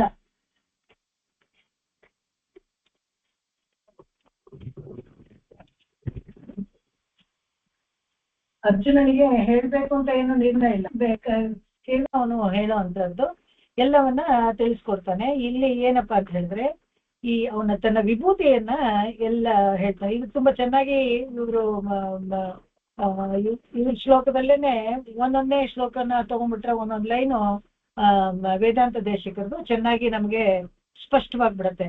ಎಲ್ಲ ಇಲಾದ ತಂ ಶೀಲಮುಂ, ಶೀಲ ಅಂತ ಹೇಳಿದ್ರೆ ಕಲ್ಯಾಣ ಗುಣಗಳು. ಕಲ್ಯಾಣ ಗುಣ ಒಂದೇ ಅಲ್ಲ, ಅನಂತ ಕೋಟಿ ಕಲ್ಯಾಣ ಗುಣಗಣ ಒಂದು ಗ್ರೂಪ್ ಆಫ್ ಇದು ತುಂಬಾ ಇರುತ್ತೆ. ಅದನ್ನ ತನ್ನಿಂದ ತನ್ನ ವೈಭವವನ್ನು ತನ್ನ ಅವತಾರಗಳಲ್ಲಿ ತಿಳಿಸ್ಕೊಡ್ತಾನೆ, ತೋರಿಸ್ಕೊಡ್ತಾನೆ. ಹಾಗೆ ತೋರ್ಸೋದು ಮುಂದಿನ ಅಧ್ಯಾಯದಲ್ಲಿ ತೋರಿಸ್ತಾರೆ. ಇದನ್ನೆಲ್ಲ ಹೇಳ್ದಾಗ್ಲೂ ಕೂಡ ಅರ್ಜುನನಿಗೆ ಒಂದ್ ಸ್ವಲ್ಪ ಅರ್ಥ ಆದಂಗಿರುತ್ತೆ, ಆದ್ರೆ ನಾನು ಕಣ್ಣಿಂದ ನೋಡ್ಬೇಕು ಅಂತ ಹೇಳ್ತಾನೆ ಮುಂದಿನ ಅಧ್ಯಾಯದಲ್ಲಿ, ಅವಾಗ ತೋರಿಸ್ತಾನೆ. ಹಾಗೆ ಅವನಿಗೆ ದೋಷ ಭಗವಂತ ಇದಾನಲ್ಲ, ಅವನು ಯಾವ ದೋಷವೂ ಇಲ್ಲ. ಯಾವುದೇ ಅವತಾರವನ್ನ ತಗೊಂಡಾಗ್ಲೂ ಕೂಡ ಅವನಲ್ಲಿ ನೀವು ಯಾವ ದೋಷವನ್ನು ಹುಡ್ಕೋಕ್ ಆಗೋದಿಲ್ಲ. ಅಂತರ್ಯಾಮಿಯಾಗಿ ಎಲ್ಲರಲ್ಲೂ ಇದ್ದುಕೊಂಡು ನಿರ್ವಾಹ ಮಾಡ್ತಾನೆ. ನಾವು ಹೇಳ್ತೀವಲ್ಲ, ಒಂದು ಶುನಿ, ಶೈವ, ಸ್ವಪಾಕೆ ಎಲ್ಲರಲ್ಲೂ ಅಂತರ್ಯಾಮಿಯಾಗಿರ್ತಾನಲ್ಲ, ಆ ದೋಷಗಳೆಲ್ಲ ಅವನಿಗೆ ಅಂಟ್ಕೊಳ್ಳುತ್ತಾ ಅಂತ ಹೇಳಿದ್ರೆ ಖಂಡಿತವಾಗ್ಲೂ ಅವನಿಗೆ ಯಾವ ದೋಷವು ನಾಯಿ ಹೃದಯದಲ್ಲಿ ಅಂತರ್ಯಾಮಿಯಾಗಿ ಅಥವಾ ಚಂಡಾಳನ ಹೃದಯದಲ್ಲಿ ಅಂತರ್ಯಾಮಿಯಾಗಿ ಎಲ್ಲ ಇರ್ಬೇಕಾದ್ರೂ ಕೂಡ ಅವರ ಆ ದೋಷಗಳು ಭಗವಂತನಿಗೆ ಅಂಟೋದಿಲ್ಲ. ಅದನ್ನ ಬೇಕಾದ್ರೆ ನಾವು ಅದನ್ನ ದ್ವಾಸಪರ್ಣಕ್ಕೆ ಮತ್ತೆ ಹೋಗ್ಬೋದು. ಹೇಗೆ ಅಂದ್ರೆ ಒಂದೇ ವೃಕ್ಷದಲ್ಲಿ 2 ಪಕ್ಷಿ ಇದ್ದಾಗ ಒಂದು ಮಾತ್ರನೇ ಕರ್ಮದ ಫಲ ಅನುಭವಿಸ್ತಾ ಇರುತ್ತೆ, ಇನ್ನೊಂದು ನೋಡ್ತಾ ಇರುತ್ತೆ ಅಷ್ಟೇ, ವಿಟ್ನೆಸ್. ಅದಕ್ಕೆ ಯಾವ ದೋಷವೂ ತಗೊಳ್ಳೋದಿಲ್ಲ. ಅವನ ಸ್ವಭಾವ ಮತ್ತು ಸ್ವರೂಪ ಇದೆಯಲ್ಲ, ಅದು ತಿಳಿಯುತ್ತೋ ಅವರೆಲ್ಲಾನು ಈ ಭಗವಂತನ ಈ ಗುಣ ಯಾರಿಗೆ, ಇವನ ಸ್ವಭಾವ ಸ್ವರೂಪ ಯಾರಿಗೆ ಗೊತ್ತಾಗುತ್ತೋ, ಯಾರಿಗೆ ಅರ್ಥ ಆಗುತ್ತೋ ಅವ್ರಿಗೆಲ್ಲ ಮುಕ್ತಿ, ಅವರೆಲ್ಲ ಮುಕ್ತರಾಗ್ತಾರೆ ಅಂತ. ಹಾಗೆ 2ನೇ ಸಾಲಲ್ಲಿ ಇದೆಯಲ್ಲ, ಎಲ್ಲ ಇಲಾದ ವಿಭೂತಿ ಎಲಾಂತನದಾನಮಯಂ ಅಂತ ಹೇಳ್ತಾರಲ್ಲ, ಭಗವಂತನಿಗೆ ಈ ಇಡೀ ಜಗತ್ತಿದೆಯಲ್ಲ ಇದನ್ನ ನಿರ್ವಾಹ ಮಾಡಲು ಕೇವಲ ಏನಂತ ಹೇಳಿದ್ರೆ 1,00,000 ಕೋಟಿ ಇದೆಯಲ್ಲ, ಫ್ರಾಕ್ಷನ್ ಆಫ್ 1,00,000 crore ಶಕ್ತಿ ಅಂತ ಇಟ್ಕೊಳ್ಳಿ, 1 ಯೂನಿಟ್ ಅಂತ ಇಟ್ಕೊಂಡ್ರೆ ಅದು 1/1,00,000 crore ಯೂನಿಟ್ ಇದೆಯಲ್ಲ, ಅಷ್ಟು ಅವನ ಶಕ್ತಿ ಸಾಕು ಇದನ್ನ ನಿರ್ವಾಹ ಮಾಡಕ್ಕೆ. ಅಂದ್ರೆ ಅವನ ಸಂಪೂರ್ಣ ಶಕ್ತಿ ಎಷ್ಟಿರ್ಬೋದು ಅಂತ ನೀವು ಇವಾಗ ಊಹಿಸ್ಕೊಳ್ಬೇಕು. 1,00,000 ಕೋಟಿಯ 1 ಭಾಗದ ಶಕ್ತಿ ಮಾತ್ರನೇ ಸಾಕು ಇಡೀ ಜಗತ್ತನ್ನ ನಿರ್ವಾಹ ಮಾಡಕ್ಕೆ. ಅಂದ್ರೆ ಅನಂತ ಕೋಟಿ ಬ್ರಹ್ಮಾಂಡ, ಅನೇಕ ಬ್ರಹ್ಮಾಂಡಗಳಿವೆಯಲ್ಲ, ಅವುಗಳನ್ನೆಲ್ಲಾನೇ ಒಂದು ಜಗತ್ತು ಅಂತ ಹೇಳೋದು. ಒಂದೊಂದು ಬ್ರಹ್ಮಾಂಡದಲ್ಲಿ 7 ಲೋಕ, 7 ಊರ್ಧ್ವಲೋಕ, 7 ಅಧೋಲೋಕ, ಎಲ್ಲ ಮರ್ತ್ಯಲೋಕ ಎಲ್ಲನೂ ಇರುತ್ತೆ. ಆ ತರ ಅನಂತ ಕೋಟಿ ಬ್ರಹ್ಮಾಂಡವನ್ನು ನಿರ್ವಾಹ ಮಾಡಕ್ಕೆ ಇವನ 1,00,000 ಕೋಟಿ ಯೂನಿಟ್ ಶಕ್ತಿ ಇದೆಯಲ್ಲ, ಅದ್ರಲ್ಲಿ ಒಂದು ಫ್ರಾಕ್ಷನ್ 1/, ಅಷ್ಟಿದ್ರೆ ಸಾಕು. ಅದ್ರಲ್ಲಿ ಅದೇ ಹೇಳ್ತಾರಲ್ಲ, ಅವನ ರೋಮದ ತುದಿನಲ್ಲಿ ಇಡೀ ಒಂದು ಬ್ರಹ್ಮಾಂಡನೇ ನೀವು ನೋಡ್ಬೋದು. ಅಂದ್ರೆ ಅಷ್ಟು ಬೃಹತ್ತಾದ ಒಂದು ಭೂಮವಾದ ಒಂದು ಅವನ ಆಕೃತಿ, ಅವನ ಸ್ವರೂಪ, ಅವನ ಶಕ್ತಿ, ಅವನ ಭಾಗಗಳೆಲ್ಲ ವಿಸ್ತಾರವಾಗಿ ಹಾಗಿರುತ್ತೆ. ಆ ಶಕ್ತಿಯ ಒಂದು ಅಘಟಿತ ಘಟನಾ ಕೃತ್ಯಗಳನ್ನ ಮಾಡಕ್ಕೆ ಕೇವಲ ಅವನ ಸಂಕಲ್ಪ ಒಂದೇ ಸಾಕು. ಅವನೇನು ನಿಂತ್ಕೊಂಡು ಏನೋ ಮಾಡ್ಬೇಕಾಗಿಲ್ಲ, ಅವನ್ ಮನ್ಸಲ್ಲಿ ಸಂಕಲ್ಪಿಸ್ಕೊಂಡ್ಬಿಟ್ರೆ ಸಾಕು, ಎಲ್ಲ ನಡೆದೋಗುತ್ತೆ. ಚೇತನ ಮತ್ತು ಅಚೇತನಗಳೆಲ್ಲರೂ ಕಾರ್ಯ ಹಾಗೂ ಕಾರಣ ಇದೆಯಲ್ಲ, ಅದು ರೂಪಗಳಲ್ಲಿ ಅವನು ಸಂಕಲ್ಪ ಮೀರಲು ಯಾರಿಗೂ ಸಾಧ್ಯವಿಲ್ಲ. ಈ ಕಾರ್ಯ ಏನ್ ನಡಿಬೇಕು, ಯಾವ ಕಾರಣಕ್ಕಾಗಿ ನಡಿಬೇಕು ಅಂತ ಅವನು ಸಂಕಲ್ಪ ಮಾಡಿದ್ರೆ ಅದು ಅದನ್ನ ಮೀರೋಕೆ ಯಾರಿಗೂ ಆಗೋಲ್ಲ. ಒಂದು ಸಣ್ಣ ಇದರಲ್ಲಿ ಉದಾಹರಣೆನೇ ನಾವು ನೋಡ್ಬೋದು. ಹೇಗೆ ಅಂದ್ರೆ, ಈ ಮಹಾಭಾರತ ಯುದ್ಧವನ್ನ ಶುರು ಮಾಡ್ಬೇಕಾದ್ರೆ ಅವರು ದುರ್ಯೋಧನ ಅವರೆಲ್ಲ ಇರ್ತಾರಲ್ಲ, ತುಂಬಾ ಬುದ್ಧಿವಂತರು ಆಕ್ಚುಲಿ ದುರ್ಯೋಧನ ಅವರೆಲ್ಲನ.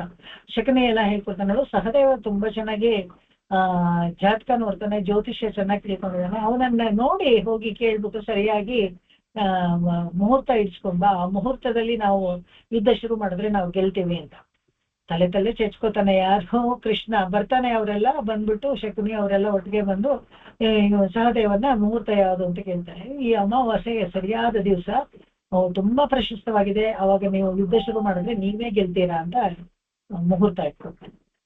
ಯುದ್ಧ ಮಾಡ್ತಾ ಇರೋದು ಇವ್ರ ಜೊತೆಗೇನೆ, ಆದ್ರೆ ಅವ್ರ ಗೆಲ್ಲಿ ಅಂತ ಮುಹೂರ್ತ ಇಟ್ಕೊಳ್ಳೋದು ಇವನೇನೆ. ತಲೆ ಚೆಚ್ಕೋತಾನೆ ಕೃಷ್ಣ. ಇಂಥವ್ರನ್ನ ಹೇಗಪ್ಪ ನಾನು ಕಾಪಾಡೋದು ಅಂತ ಏನ್ ಮಾಡ್ತಾನೆ, ಹಿಂದಿನ ದಿವಸನೇ ಹೋಗ್ಬಿಟ್ಟು ಏನ್ ಮಾಡ್ತಾನೆ, ತರ್ಪಣ ಕೊಡಕ್ ಶುರು ಮಾಡ್ತಾನೆ. ಏನೆಲ್ಲ ಕೃಷ್ಣ ತರ್ಪಣ ಕೊಡ್ತಾ ಇದಾವಲ್ಲ ಅಂತ ಎಲ್ಲರಿಗೂ ಅನುಮಾನ ಆಗುತ್ತೆ. ಏನ್ ಇವತ್ತು ತರ್ಪಣ ಕೊಡ್ತಾ ಇದಾರೆ, ಏನ್ ಇವತ್ತು ತರ್ಪಣ ಕೊಡ್ಬೇಕು, ಇವತ್ತು ಅಮಾವಾಸ್ಯೆ ಅಲ್ವಾ ಅಂತ. ಇವ್ ಅಮಾವಾಸ್ಯೆನಾ, ಇವ್ ಪಂಚಾಂಗದಲ್ಲಿ ನಾಳೆ ಅಂತ ಹಾಕಿದಾರಲ್ಲ ಅಂತ ಎಲ್ಲರಿಗೂ ಅನುಮಾನ. ಇಲ್ಲ ಇವತ್ತೇ ಅಮಾವಾಸ್ಯೆ ಅಂತಾರೆ ಎಲ್ಲರೂ. ಸರಿ, ಯಾರಿಗೂ ಎಲ್ಲ ಒಂಥರ ಕಕ್ಕಾಬಿಕ್ಕಿ ಆಗ್ಬಿಡುತ್ತೆ. ಸೂರ್ಯ ಚಂದ್ರನಿಗೂ ಅನುಮಾನ ಆಗ್ಬಿಡುತ್ತಂತೆ, ಕೃಷ್ಣ ಮಾಡ್ತಾ ಇದ್ದಾನೆ ಅಂತಾನೆ ಸರಿಯಾಗಿರ್ಬೇಕಲ್ಲ, ಹೋಗಿ ಕೇಳೇ ಬಿಡೋಣ ಅವ್ರನ್ನ ಅಂದ್ಬಿಟ್ಟು ಬಂದು ಸೂರ್ಯ ಚಂದ್ರ ಇಬ್ರು ಬರ್ತಾರಂತೆ ಕೃಷ್ಣನ. ಏನ್ ಕೃಷ್ಣ ಇವತ್ತು ಅರ್ಘ್ಯ ಕೊಡ್ತಾ ಇದೆಯಾ, ಇವತ್ತಲ್ಲ ಅಮಾವಾಸ್ಯೆ, ನೀವಿಬ್ರು ಒಟ್ಟಿಗೆ ಬಂದಿದ್ದೀರಲ್ಲ, ಇವತ್ತೇ ಅಮಾವಾಸ್ಯೆ ಹೋಗಿ ಅಂತ ಹೇಳಿ ಕಳಿಸ್ತಾನಂತೆ. ಆ ತರ ಅವಾಗ ಎಲ್ಲಾರು ಶಂಕ ಊದ್ಬಿಟ್ರಂತೆ, ಸೂರ್ಯಚಂದ್ರ ಒಟ್ಟಿಗೆ ಬಂದ್ರು ಅಮಾವಾಸ್ಯೆ ಇವತ್ತು ಅಂತ ಶಂಕ ಊದಿ ಯುದ್ಧ ಶುರು ಮಾಡ್ತಾರೆ. ಆದ್ರೆ ಅವತ್ತು ಅಮಾವಾಸ್ಯೆ ಅಲ್ಲ, ಆ ಯುದ್ಧದಲ್ಲಿ ಕೊನೆಯಲ್ಲಿ ಸೋಲ್ತಾರೆ. ಈ ತರ ಅವನು ಯಾರು ಯಾವ ಕಾರ್ಯವನ್ನ ಮಾಡ್ಬೇಕು, ಏನ್ ಕಾರಣಕ್ಕೆ ಮಾಡ್ಬೇಕು ಅಂದ್ರೆ ನಿಶ್ಚಯ ಮಾಡೋ ನೀವನೇ. ಸಹದೇವ ಮುಹೂರ್ತ ಇಟ್ಕೊಟ್ಟು ಮಾರನೇ ಅಮಾವಾಸ್ಯೆ ದಿವಸನೇ ಯುದ್ಧ ಶುರು ಆಗ್ಬೇಕು ಅಂತ ಇದ್ರೆ ಕೂಡ ಭಗವಂತ ಸಂಕಲ್ಪ ಮಾಡ್ಕೊಂಡು ಅದು ನಡಿಬಾರ್ದು, ಅವ್ರು ಗೆಲ್ಬಾರ್ದು ಅಂತ ಇದ್ರೆ ಹಿಂದಿನ ದಿವಸನೇ ಅಮಾವಾಸ್ಯೆ ಹತ್ರ ನಾಟಕ ಮಾಡಿ ಎಲ್ಲರ ಹತ್ರ ಯುದ್ಧ ಶುರು ಮಾಡಿಸ್ಬಿಡ್ತಾನೆ. ಇದು ಆ ಕಾರ್ಯ ಕಾರಣ ಇದೆಯಲ್ಲ, ಆ ರೂಪಗಳಲ್ಲಿ ಭಗವಂತನ ಸಂಕಲ್ಪವನ್ನ ಮೀರೋಕೆ ಯಾರಿಗೂ ಸಾಧ್ಯ ಇಲ್ಲ. ಆಮೇಲೆ ಇದೇ ತರ 3ನೇ ಸಾಲಲ್ಲಿ ಇಲ್ಲಿ ಹೇಳ್ತಾರೆ, ಎಲ್ಲೆಯಿಲ್ ಪತ್ತಿತನೇ ಎಡುವಿಕ್ಕ ತಿರುವರುಳಾಲ್ ಅಂತ ಹೇಳ್ತಾರಲ್ಲ. ಎಲ್ಲೆಯಿಲ್ ಭಕ್ತಿತನೇ, ಭಗವಂತನ ಕಲ್ಯಾಣ ಗುಣಗಳಿದೆಯಲ್ಲ ಅದು ಅವನ ವ್ಯಾಪ್ತಿ. ಕಲ್ಯಾಣ ಗುಣಗಳಲ್ಲಿ ಇವಾಗ ನಮ್ಗೆ ಏನೋ ಒಂದ್ ಕೆಲಸ ಮಾಡಕ್ಕಾಗುತ್ತೆ, ನಮ್ಮ ಮನೆ ಒಳಗೆ ಒಂದಿಷ್ಟು ಮಾಡ್ಕೋತೀವಿ, ಹೊರಗಡೆ ಎಲ್ಲ ಹೋಗಿ ಮಾಡಕ್ಕೆ ನಮ್ಗೆ ಸಾಮರ್ಥ್ಯ ಆಗಲ್ಲ. ಆದ್ರೆ ಭಗವಂತನ ಶಕ್ತಿ ಹಾಗಲ್ಲ, ವ್ಯಾಪ್ತಿ ಇದೆಯಲ್ಲ ಅದು ಎಷ್ಟರವರೆಗೆ ಅಂತಂದ್ರೆ ಇದೆಲ್ಲದರ ಅರಿವು ಅತಿ ಹೆಚ್ಚು ಭಗವಂತನ ಮೇಲೆ ಪ್ರೀತಿ ಉಂಟಾಗುತ್ತದೆ ತಿಳ್ಕೊಂಡಾಗ ಅದರ ವ್ಯಾಪ್ತಿ ಎಷ್ಟಿದೆ, ಅವನ ಭಗಗಳು ಎಷ್ಟೇ ಖರ್ಚು ಮಾಡಿದ್ರು ಏನು ಕಡಿಮೆ ಆಗದೆ ಇರುವಂತದ್ದು. ಅಂದ್ರೆ ಫೇಟಿಗು ಮಂಗಳಕರ ಅವಲ ಕಾರ್ಪಣ್ಯ ಅವನಿಗೆಲ್ಲ ಗುಣಗಳೆಲ್ಲ ಇದೆಯಲ್ಲ, ಯಾವತ್ತೂ ಅವನಿಗೆ ಶಕ್ತಿ ಕಡಿಮೆನೇ ಆಗೋದಿಲ್ಲ. ಹಾಗೆ ಆ ಗುಣಗಳೆಲ್ಲ ನೋಡಿದಾಗ ನಮ್ಗೆ ಭಗವಂತನ ಮೇಲೆ ತನ್ನಂತಾನೆ ಭಕ್ತಿ ಉಂಟಾಗುತ್ತೆ. ಯಾಕೆ ಇದು ವಿಭೂತಿ ಯೋಗವನ್ನೆಲ್ಲ ಹೇಳ್ತಾನೆ ಅಂತ ಹೇಳಿದ್ರೆ ಎಲ್ಲರಿಗೂ ಗೊತ್ತಾಗ್ಬೇಕು, ಬರೀ ಅರ್ಜುನನಿಗೆ ಗೊತ್ತಾಗ್ಬೇಕು ಅಂತೆಲ್ಲ ಹೇಳಿದ್ದು ಭಗವದ್ಗೀತೆನಲ್ಲಿ. ಭಗವಂತ ಯಾರು, ಅವನ ಶಕ್ತಿ ಏನು ಎಲ್ಲರಿಗೂ ಗೊತ್ತಾದ್ರೆ ಯಾರಿಗೆ ಭಕ್ತಿ ಇಲ್ವೋ ಅವ್ರಿಗೆ ಕೂಡ ಭಕ್ತಿ ಬರುತ್ತೆ, ಭಕ್ತಿ ಉಂಟಾಗುತ್ತೆ. ಅದನ್ನ ಹೇಳ್ತಾನೆ, ಅವನೇ ಎಲ್ಲಕ್ಕೂ ಕಾರಣಕರ್ತ. ಇದಕ್ಕೂ ಯಾರಪ್ಪ ಕಾರಣ ಅಂತ ಹೇಳಿದ್ರೆ ಭಗವಂತನೇ ಎಲ್ಲದಕ್ಕೂ ಕಾರಣಕರ್ತ. ಬ್ರಹ್ಮಸ್ತಂಭ ಅಂತ ಹೇಳ್ತಾರೆ, ಚತುರ್ಮುಖ ಬ್ರಹ್ಮನೇ ಆಗ್ಲಿ ಒಂದು ಸ್ತಂಭವೇ ಆಗ್ಲಿ ಅದ್ರ ಕೆಲಸ ಅದು ಮಾಡ್ಬೇಕಾದ್ರೆ ಇವನಿಲ್ದೆ ತೇನವಿನ ತೃಣಮಪಿ ನಾಚಲತಿ. ನಾವು ನೋಡಿದೀವಲ್ಲ ಉಪನಿಷತ್ ಕಥೆಗಳಲ್ಲಿ ಹೇಗೆ ಅಗ್ನಿ ವಾಯು ವರುಣ ಅವ್ರನ್ನೆಲ್ಲಾನು ಏನು ಮಾಡಕ್ಕಾಗ್ಲಿಲ್ಲ. ಒಂದು ಯಕ್ಷ ಒಂದು ಹುಲ್ಲಿಡ್ತಾನೆ, ಅದು ಸುಡಕ್ಕಾಗಲ್ಲ, ಊದಕ್ಕಾಗಲ್ಲ, ನೆನ್ಸಕ್ಕಾಗಲ್ಲ, ಆ ತರ ಎಲ್ಲ ಮಾಡಿ ತೋರಿಸ್ತಾರಲ್ಲ, ತನಗಿಂತ ಯಾರು ಅಧಿಕಾರಿ ಯಾರು ಇಲ್ಲ ಅಂತ ತೋರಿಸ್ತಾನೆ ಅವನು.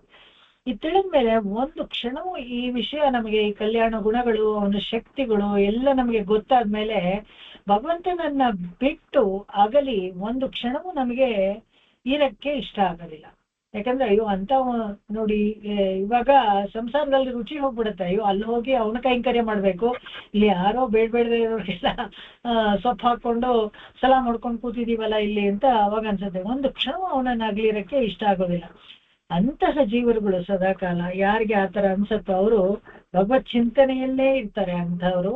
ಹಾಗೇನೆ ಸದಾಕಾಲ ಭಗವಂತನ ಚಿಂತೆಯಲ್ಲಿ ಇಟ್ಕೊಂಡು ಪರಸ್ಪರಂ ಭಾವ ಅಂತ ಹೇಳ್ತಾರಲ್ಲ, ಆತರ ಒಬ್ರಿಗೊಬ್ರು ದೇವರ ಕಥೆಗಳು ಹೇಳ್ಕೊಂಡು ಅವನ ಪುರಾಣವನ್ನು ಹೇಳ್ಕೊಂಡು ಅವನ ವಿಷಯ ಬೇರೆಯವ್ರಿಗೆ ತಿಳಿಸಿ ಅವನ ಲೀಲೆಗಳನ್ನ ಪೆರುಮೆಯಾಗಿ ಮಾತಾಡ್ಕೊಂಡು ಎಲ್ಲರಿಗೂ ಹೇಳ್ತಾ ಕಾಲ ಕಳೀತಾರೆ ಅವರು. 4ನೇದು ಏನಪ್ಪ ಅಂದ್ರೆ ಎಲ್ಲೇ ಇಲ್ಲ ತಿರುವರುಳಾಲ್ ಎಲ್ಲೆಯಿನ್ ಈಶನ್ ಎಂಬಿನನ್ ಇಂದಿರನ್ ಮೈಂದನ್. ಇದನ್ನೆಲ್ಲ ಏನು ಹೇಳಕ್ಕೆ ಕಾರಣ ಅಂತ ಹೇಳಿದ್ರೆ ಬೇರೆ ಏನೂ ಇಲ್ಲ, ತಿರುವರುಳು ಅಷ್ಟೇನೆ. ಏನೋ ದೊಡ್ಡ ಸಾಧನೆ ಮಾಡ್ಬಿಟ್ಟ ಅರ್ಜುನ, ಅದಕ್ಕೋಸ್ಕರ ಅವನು ಹೇಳ್ತಾ ಇದ್ದಾನಂದ್ರೆ ಅದೆಲ್ಲ ಏನೂ ಇಲ್ಲ. ಪ್ರೀತಿಯಿಂದ ಅವನ ಮೇಲೆ ಕರುಣೆಯಿಂದ ಹೇಳ್ತಾನೆ ಹೊರತು ಅವನೇನು ಸಾಧಿಸೋದೇನು ದೊಡ್ಡದಾಗಿಲ್ಲ. ಅಥವಾ ಇನ್ನೇ ಯಾರೇ ಆಗಿದ್ರು ಕೂಡ ಯಾವ ಸಾಧನೆ ಮಾಡಿದ್ರು ಅವನೇನು ಹೇಳೋದಿಲ್ಲ. ಅವನಿಗೆ ಅವ್ರ ಮೇಲೆ ಪ್ರೀತಿ ಇರ್ಬೇಕು, ಅವ್ರು ಹೇಳ್ಬೇಕು ಅಂತ ಅವನ ಸಂಕಲ್ಪ ಮಾಡ್ಕೊಂಡ್ರೆ ಮಾತ್ರನೇ ಹೇಳ್ತಾನೆ ಅಂತೆ. ಅದನ್ನ ಹೇಳ್ತಾರೆ ಇವನು ಅವನ ಕೃಪೆಯಿಂದ, ಕೇವಲ ಕೃಪೆಯಿಂದ ಭಕ್ತಿ ಯೋಗವನ್ನ ಈ ಅರ್ಜುನನಿಗೆ ಹೇಳ್ತಾನೆ. ಇದೆಲ್ಲಾನು ಭಕ್ತಿ ಯೋಗದಿಂದ ಸಾಧಿಸಬಹುದು, ನೀನು ಭಕ್ತಿ ಮಾಡು ಅಂತ ಹೇಳ್ಕೊಡ್ತಾನೆ ಅವನಿಗೆ. ಇವಾಗ ಆಳುವಂತ ಶ್ಲೋಕ ಇದಕ್ಕೆ ಸಂಬಂಧಪಟ್ಟಿದ್ದು ನಾವು ನೋಡೋಣ. ಸ್ವಕಲ್ಯಾಣ ಗುಣ ಅನ್ಯಂತ್ಯ ಕೃಷ್ಣ ಸ್ವಾಧೀನತಾ ಮತಿ ಭಕ್ತ್ಯುತ್ಪತ್ತಿ ವಿವೃದ್ಯರ್ಥ ವಿಸ್ತೀರ್ಣ ದಶಮೋದಿತ. ಈ 10ನೇ ಅಧ್ಯಾಯ ಭಗವಂತನಿಗೆ ಕಲ್ಯಾಣ ಗುಣಗಳೆಲ್ಲ ವಿಸ್ತಾರವಾಗಿ ಕೊಂಡಾಡುತ್ತೆ. ಯಾವಾಗಲೂ ಅಷ್ಟೇ ಅವನು ಎಲ್ಲ ಗುಣಗಳನ್ನು ಅವನ ಹತೋಟಿಯಲ್ಲೇ ಇಟ್ಕೊಂಡಿರ್ತಾನೆ. ಯಾವುದೋ ಒಂದು ಅನೇಕ ಕಲ್ಯಾಣ ಗುಣಗಳು ಗಣ ಅಂತ ಇದೆ ಅಂದ್ರೆ ಯಾವುದೋ ಒಂದು ಗುಣವನ್ನು ಮಾತ್ರ ಇಟ್ಕೊಂಡು ಬಾಕಿದನ್ನೆಲ್ಲ ಬಿಟ್ಬಿಡ್ತಾನೆ ಅಂತಲ್ಲ, ಅಥವಾ ಯಾವುದೋ ಕೆಲವು ಗುಣಗಳನ್ನ ಇಟ್ಕೊಂಡು ಇನ್ ಕೆಲವು ಗುಣಗಳು ಬಿಟ್ಬಿಡ್ತಾನೆ ಅಂತಲ್ಲ, ಎಲ್ಲಾ ಗುಣವನ್ನು ತನ್ನ ಹತೋಟಿಯಲ್ಲೇ ಇಟ್ಕೊಳ್ತಾನೆ. ಹಾಗೂ ಆ ವ್ಯಾಪ್ತಿ ಇದೆಯಲ್ಲ ಇಡೀ ಜಗತ್ತಿನ ಮೇಲೆ ಬೀರುತ್ತೆ. ಅದು ಇಲ್ಲಿ ನಡೀತಾ ಇದೆಪ್ಪ ದೇವರು ಶಕ್ತಿ ನಿಮ್ಗೆ ಇಲ್ಲಿ ಗೊತ್ತಾಗತ್ತೆ, ದ್ವಾರಕೆಯಲ್ಲಿ ಗೊತ್ತಾಗತ್ತೆ, ಅದ್ರ ಕೆಳಗಡೆ ಇಲ್ಲಿ ದಕ್ಷಿಣಕ್ಕೆ ಹೋದಾಗ ತಿರುಪತಿನಲ್ಲಿ ಇಲ್ಲ ಅಂತ ಅಲ್ಲ. ಭಗವಂತನ ಶಕ್ತಿ ಎಲ್ಲಾ ಕಡೆ ವ್ಯಾಪ್ತಿ ಹಾಗೆ ಒಂದೇ ತರನೇ ಇರುತ್ತೆ. ಅದಕ್ಕೆ ಈ ಸೀಮೆ ಎಲ್ಲೇ ಇಲ್ಲ, ಇಲ್ಲಿ ನಡೆಯತ್ತೆ ಅಲ್ಲಿ ನಡೆಯಲ್ಲ ಅಂತಲ್ಲ, 3 ಲೋಕದಲ್ಲೂ ನಡೆಯತ್ತೆ. ಅಧೋಲೋಕದಲ್ಲಿ, ಊರ್ಧ್ವ ಲೋಕದಲ್ಲಿ, ಮರ್ತ್ಯ ಲೋಕದಲ್ಲಿ, ಎಲ್ಲ ಲೋಕದಲ್ಲೂ, ಇಹದಲ್ಲೂ ಸರಿ ಪರದಲ್ಲೂ ಸರಿ ಅವನ ಶಕ್ತಿ ಸಾಮರ್ಥ್ಯ ಎಲ್ಲ ಕಡೆ ನಡೆಯುತ್ತೆ. ಅದನ್ನ ಇಲ್ಲಿ ಹೇಳ್ತಾರೆ. ನಾವು ವ್ಯಾಪ್ತಿ ಇದೆಯಲ್ಲ ಅದು ಎಲ್ಲಾ ಜಗತ್ತಲ್ಲೂ ಎಲ್ಲಾ ಕಾಲದಲ್ಲೂ ಏಕರೀತಿ ಎಲ್ಲಾ ಕಡೆನೂ ಇರುತ್ತೆ. ಅದು ಸರ್ವದೇಶ ದಶಾಕಾಲೇ ಹವ್ಯಾಕೃತ ಪರಾಕ್ರಮ ಅಂತ ಹೇಳ್ತಾರಲ್ಲ, ಅದ್ರ ಅರ್ಥ ಇದೇನೆ. ಅವನಿಗೆ ಸ್ವಾಮಿಯು ಯಾರು ಇಲ್ಲ. ಅವನಿಗೆ ಯಾರಾದ್ರೂ ಬಾಸ್ ಇದಾರಾ, ಅವನನ್ನು ಕೇಳ್ಕೊಂಡು ನೀವು ಮಾಡ್ಬೇಕು ಅಂತಂದ್ರೆ ಖಂಡಿತವಾಗ್ಲೂ ಇಲ್ಲ. ಅವನಿಗೆ ಸ್ವಾಮಿ ಯಾರು ಇಲ್ಲ. ನಸಮ ಅಭಿಯಧಿಕ. ಅವನು ಇಡೀ ಜಗತ್ತಿಗೆ ಅವನು ಶರೀರ ಹಾಗೆ ಅವನು ಎಲ್ಲ ಚೇತನ ಮತ್ತು ಅಚೇತನಗಳಿಗೆ ಅಂತರ್ಯಾಮಿಯಾಗಿ ಇದ್ದಾನೆ ಅಂತ. ಈ ಅಧ್ಯಾಯದಲ್ಲಿ ಇನ್ನೂ ಒಂದು ವಿಷಯ, ಭಗವಂತನ ತತ್ವ ತಿಳಿದವರಿಗೆ, ಭಗವಂತನ ಮೇಲೆ ಭಕ್ತಿ ಇಲ್ಲದವರಿಗೂ ತನ್ನಂತಾರೆ ಭಕ್ತಿ ಬರುತ್ತೆ. ಅದನ್ನಾಗ್ಲೇ ನಾವು ಹೇಳಿದ್ವಲ್ಲ, ಅದು ನೋಡೋಣ. ಈ 10ನೇ ಅಧ್ಯಾಯದಲ್ಲಿ 3ನೇ ಶ್ಲೋಕ ಬರುತ್ತೆ ಈಗ. ಯೋ ಮಾಂ ಅಜಂ ಅನಾದಿಂ ಚ ವೇತ್ತಿ ಲೋಕಮಹೇಶ್ವರಂ ಅಸಮ್ಮೂಢ ಸಮರ್ಥೇಷು ಸರ್ವ ಪಾಪೈ ಪ್ರಮುಚ್ಯತೆ. ಯಾವಾತ ಭಗವಂತನನ್ನ ಹುಟ್ಟಿಲ್ಲದವನು, ಏನೋ ಯಾವತ್ತೋ ಹುಟ್ಟಿಲ್ಲ, ಮತ್ತೆ ಅವನಿಗೆ ಆದಿನೂ ಇಲ್ಲ, ಯಾವತ್ತಿಂದ ಸ್ಟಾರ್ಟ್ ಆದ ಭಗವಂತ ಅಂತ ಗೊತ್ತಿಲ್ಲ ನಮ್ಗೆ. ಆದಿ ಯಾರು ತಿಳಿಯತ್ತೋ, ಅವ್ನು ಯಾವತ್ತಿಂದ ಶುರು ಮಾಡ್ದ ಅಂತ ಗೊತ್ತಿಲ್ಲ ಅಂತ ಯಾರಿಗ್ ಗೊತ್ತೋ ನೋಡಿ, ಗೊತ್ತಿಲ್ಲ ಅಂತ ಯಾರಿಗ್ ಗೊತ್ತೋ ಅದೇ ಒಂದು ವಿಶೇಷ. ಗೊತ್ತಿಲ್ಲ ಅಂತ ಯಾರಿಗ್ ಗೊತ್ತೋ ಅಂತಹ ಚೇತನರು ತನ್ನ ಪಾಪಗಳನ್ನೆಲ್ಲ ಕಳ್ಕೊಳ್ತಾರೆ. ಇವನಿಗೆ ಅಂತ್ಯವೂ ಇಲ್ಲ ಆದಿಯೂ ಇಲ್ಲ ಅಂತ ಯಾರು ತಿಳ್ಕೊಳ್ತಾರೋ ಅಂತ ಚೇತನರಿಗೆ ಯಾವಾಗ್ಲೂ ಎಲ್ಲ ಪಾಪಗಳು ಪರಿಹಾರ ಆಗತ್ತೆ. ಅದೇ ತರ 8ನೇ ಶ್ಲೋಕ 10ನೇ ಅಧ್ಯಾಯದಲ್ಲಿ ಹೇಳ್ತಾನೆ, ಅಹಂ ಸರ್ವಸ್ಯ ಪ್ರಭವೋ ಮತ್ತಃ ಸರ್ವ ಪ್ರವರ್ತತೆ ಇತಿ ಮತ್ವಾ ಭಜಂತೆ ಮಾಂ ಬುಧಾ ಭಾವ ಸಮನ್ವಿತಾಃ. ನಾನೇ ಎಲ್ಲಕ್ಕೂ ಕಾರಣ.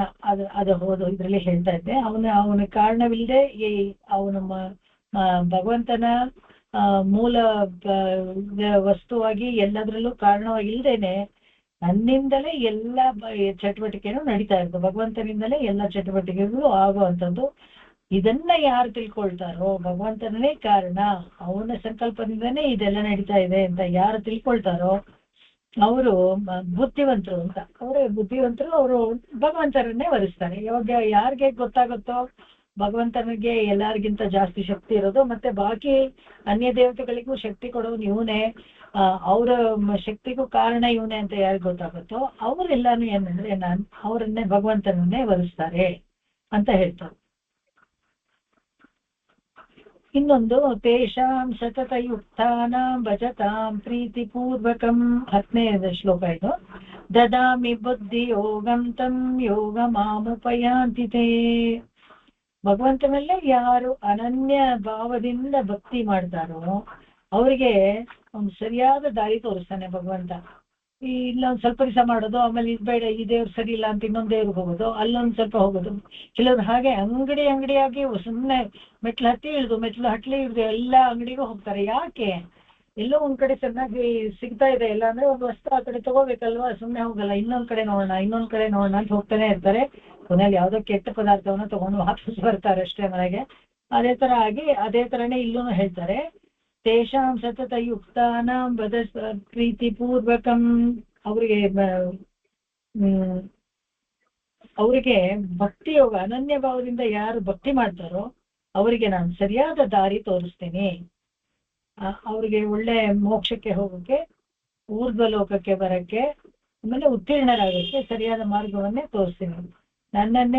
ಅವ್ರು ಬಂದು ನನ್ನೇ ಸೇರುವಂತೆ ಮಾಡ್ತೀನಿ ನಾನು ಅಂತ ಹೇಳ್ತಾರೆ. 39ನೇ ಶ್ಲೋಕಕ್ಕೆ ಹೇಳ್ತಾರೆ, ಯಚ್ಚಾಪಿ ಸರ್ವಭೂತಾನಾಂ ಬೀಜಂ ತದಹಮರ್ಜುನ ನ ತದಸ್ತಿ ವಿನಾ ಯಚ್ಚಾತ್ ಮಯಾ ಭೂತಂ ಚರಾಚರಂ ನತದಸ್ತಿ ವಿನಾಯಚ, ನನ್ನ ಹೊರತಾಗಿ ಯಾವ ವಸ್ತುವೂ ಇಲ್ಲ ತಿಳ್ಕೊ ಅರ್ಜುನ. ಎಲ್ಲ ಏನೇ ನೋಡ್ತೀಯ ಮುಟ್ತೀಯ ಅದು ತಿನ್ನೋದೇ ಆಗ್ಲಿ ಇನ್ನೊಂದೇ ಆಗ್ಲಿ, ನೋಡೋದು ಮುಟ್ಟೋದು ಯಾವುದೇ ಒಂದು ವಸ್ತು ಇದೆಯಲ್ಲ, ಆ ಎಲ್ಲ ವಸ್ತುಗಳಲ್ಲೂ ನತದಸ್ತಿ ವಿನಾಯಚ, ನನ್ನನ್ನು ಹೊರತಾಗಿಲ್ಲ ಅದು. ಶ್ರೀಮದೂರ್ಜಿತ ಹೇಳ್ತಾರೆ, ಬೀಜಂ ತದಹಮರ್ಜುನ ಹೆಚ್ಚಾಪಿ ಸರ್ವಭೂತಾನ ಬೀಜಂ ತದಹಮರ್ಜುನ. ಎಲ್ಲದಕ್ಕೂ ನಾನೇ ಮೂಲಭೂತ ಕಾರಣ, ನಾನೇ. ನತದಸ್ತಿ ವಿನಾಯಚ್ಯ, ನನ್ನ ಬಿಟ್ಟು ಹೊರತಾಗಿ ಯಾವುದೂ ಇಲ್ಲ. ಮಯ ಭೂತಂ ಚರಾಚರ, ಯಾವ ಚರ ವಸ್ತುನೇ ಆಗ್ಲಿ ಅಥವಾ ಅಚರ ವಸ್ತುನೇ ಆಗ್ಲಿ ನಾನಿಲ್ಲದೆ ಇಲ್ಲ ಅಂತ ಹೇಳ್ತಾರೆ. ಹಾಗೆ 41ನೇ ಶ್ಲೋಕದಲ್ಲಿ ಯದ್ಯದ್ ವಿಭೂತಿ ಮತ್ಸತ್ವಂ ಶ್ರೀಮದೂರ್ಜಿತಮೇವ ತತ್ತದ್ದೇವಾವಗಚ್ಚತ್ವಂ ಮಮ ತೇಜೋಂಶ ಸಂಭವಂ. ಹಾಗೇನೆ ನೀವು ಬೇಕಾದ್ರೆ ನೋಡಿ, ಯಾವ್ದಾನ ಒಂದು ವಸ್ತು ತುಂಬಾ ತೇಜಸ್ಸಾಗಿದೆ, ತೇಜೋಮಯವಾಗಿದೆ, ಒಂದು ಚಿಕ್ಕ ಮಗು ನೋಡಕ್ಕೂ ಅಷ್ಟೇನೆ ಮಾತಾಡುತ್ತೆ ತುಂಬಾ ಚೆನ್ನಾಗಿ ಚೂಟಿಯಾಗಿ ಅಂತೆಲ್ಲ ಇದ್ರೆ, ಅಯ್ಯೋ ಇದು ನೋಡು ಎಷ್ಟು ವಯಸ್ಸಿಗೆ ಮೀರಿದ ಎಷ್ಟು ಚೆನ್ನಾಗಿ ಮಾತಾಡುತ್ತೆ, ಎಷ್ಟು ಚೆನ್ನಾಗಿದೆ ನೋಡಕ್ಕೂ ಅಂತೆಲ್ಲ, ಆ ತರ ಎಲ್ಲ ವಿಶೇಷವಾಗಿದ್ರೆ ತಿಳ್ಕೊಳ್ಳಿ ಅದು ನನ್ನ ಅಂಶ ಅಂತ. ನನ್ನ ಅಂಶದಿಂದನೇ ಆ ಮಗುಗೆ ಆ ತರ ಒಂದು ತೇಜಸ್ವಿ. ಮಗು ಅಂತಾನೆ ಅಲ್ಲ, ಯಾವುದೇ ಒಂದು ವಸ್ತು ಇರ್ಲಿ, ಅದು ನೋಡಕ್ಕೆ ಒಂದು ಹೂವನೋ ಅಥವಾ ಒಂದು ಹಣ್ಣನೋ ನೋಡಕ್ಕೆ ತುಂಬಾ ಸೊಗಸಾಗಿದ್ದು ಅತಿ ಆಕರ್ಷಕವಾಗಿದ್ರೆ, ಅದ್ರ ತೇಜಸ್ ಹೆಚ್ಚಾಗಿದ್ರೆ, ಅದು ಯದ್ಯದ್ ವಿಭೂತಿ ತತ್ಸತ್ವ, ಅದು ನಾನೇ ಅಂತ ತಿಳ್ಕೊಳ್ಳಿ ಅಂತ ಹೇಳ್ತಾರೆ. ನನ್ನಿಂದಲೇ ಆ ತರ ಎಲ್ಲ ಆಗಕ್ಕೆ ಸಾಧ್ಯ ಅಂತ. ಹಾಗೆ 42ನೇ ಶ್ಲೋಕಕ್ಕೆ ಬರ್ತಾನೆ, ಕೃಷ್ಣ ಅಲ್ಲಿ ಹೇಳ್ತಾನೆ, ಅಥವಾ ಬಹುನೈತೇನ ಕಿಜ್ಞಾತೇನ ತವಾರ್ಜುನ ವಿಷ್ಟಭ್ಯಾಹಮಿದಂ ಕೃಷ್ಣಂ ಏಕಾಂಶೇನ ಸ್ಥಿತೋ ಜಗತ್. ಇಷ್ಟೆಲ್ಲ ಕಷ್ಟಪಟ್ಟು ಒಂದೊಂದಾಗಿ ತಿಳ್ಕೊಳ್ಳೋ ಬದಲು, ಇದ್ರಲ್ಲಿದಾನ ದೇವರು, ಇದ್ರಲ್ಲಿದಾನ ಇನ್ನೊಂದ್ರಲ್ಲಿದಾನ ಅಂತೇಳಿ ಅಥವಾ ಬಹುನೈತೇನ ಒಂದೊಂದಾಗಿ ಪೃಥಕ್ ಆಗಿ ತಿಳ್ಕೊಳ್ಳೋ ಬದಲು, ಅರ್ಜುನ ಒಂದು ತಿಳ್ಕೊ, ಈ ಇಡೀ ಜಗತ್ತಿದೆಯಲ್ಲ ಅದು ನನ್ನ ಒಂದು ಅಂಶದಿಂದ ಆವರಿಸಿದೆ, ನನ್ನ ಒಂದು ಅಂಶ ಅಂತ ತಿಳ್ಕೊ ಎಂಬುದನ್ನ ಹೇಳ್ಕೊಡ್ತಾನೆ. ವಿಷ್ಟವ್ಯಾಹಮಿದಂ ಕೃಷ್ಣಂ ಏಕಾಂಶೇನ ಸ್ಥಿತೋ ಜಗತ್. ನನ್ನ ಕೂದಲಿನ ಒಂದು ತುದಿ, ರೋಮದ ತುದಿನಲ್ಲಿ ಇಡೀ ಜಗತ್ತು ನಿಂತ್ಕೊಂಡಿದೆ, ಅಲ್ಲಿಂದ ನಾನು ನಿರ್ವಾಹ ಮಾಡ್ಬೋದು ಅಂತ ತಿಳ್ಕೊ ಅಂತ ಹೇಳಿ ಭಗವಂತನಿಗೆ ತನ್ನ ಶಕ್ತಿಯನ್ನ ಪರಿಚಯ ಮಾಡ್ಕೊಡ್ತಾರೆ. ಇದು 10ನೇ ಅಧ್ಯಾಯದ್ದು, ಇಲ್ಲಿಗೆ ಮುಗಿಯುತ್ತೆ. ಇನ್ನು 11ನೇ ಅಧ್ಯಾಯಕ್ಕೆ ಹೋಗೋಣ.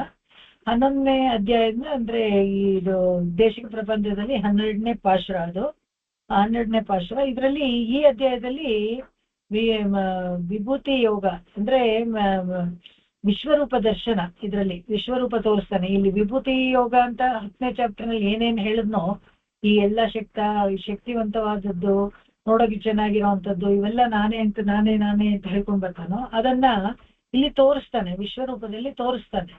ಅವನಿಗೆ ಅನುಮಾನ ಬರುತ್ತೆ, ಏನ್ ಇಷ್ಟೊಂದು ವಿಷಯಗಳೆಲ್ಲ ನೀನೇ ಅಂತೀಯ, ಅದು ಹೇಗ್ ಸಾಧ್ಯ ಅಂತ ಕೇಳಿದ್ರೆ, ಅವಾಗ ಅವನ್ ವಿಶ್ವರೂಪ ತೋರಿಸ್ತಾನೆ. ಅದನ್ನ ನೋಡ್ಬಿಟ್ಟು ನಂಬಿಕೆ ಬರ್ಲೇಬೇಕು.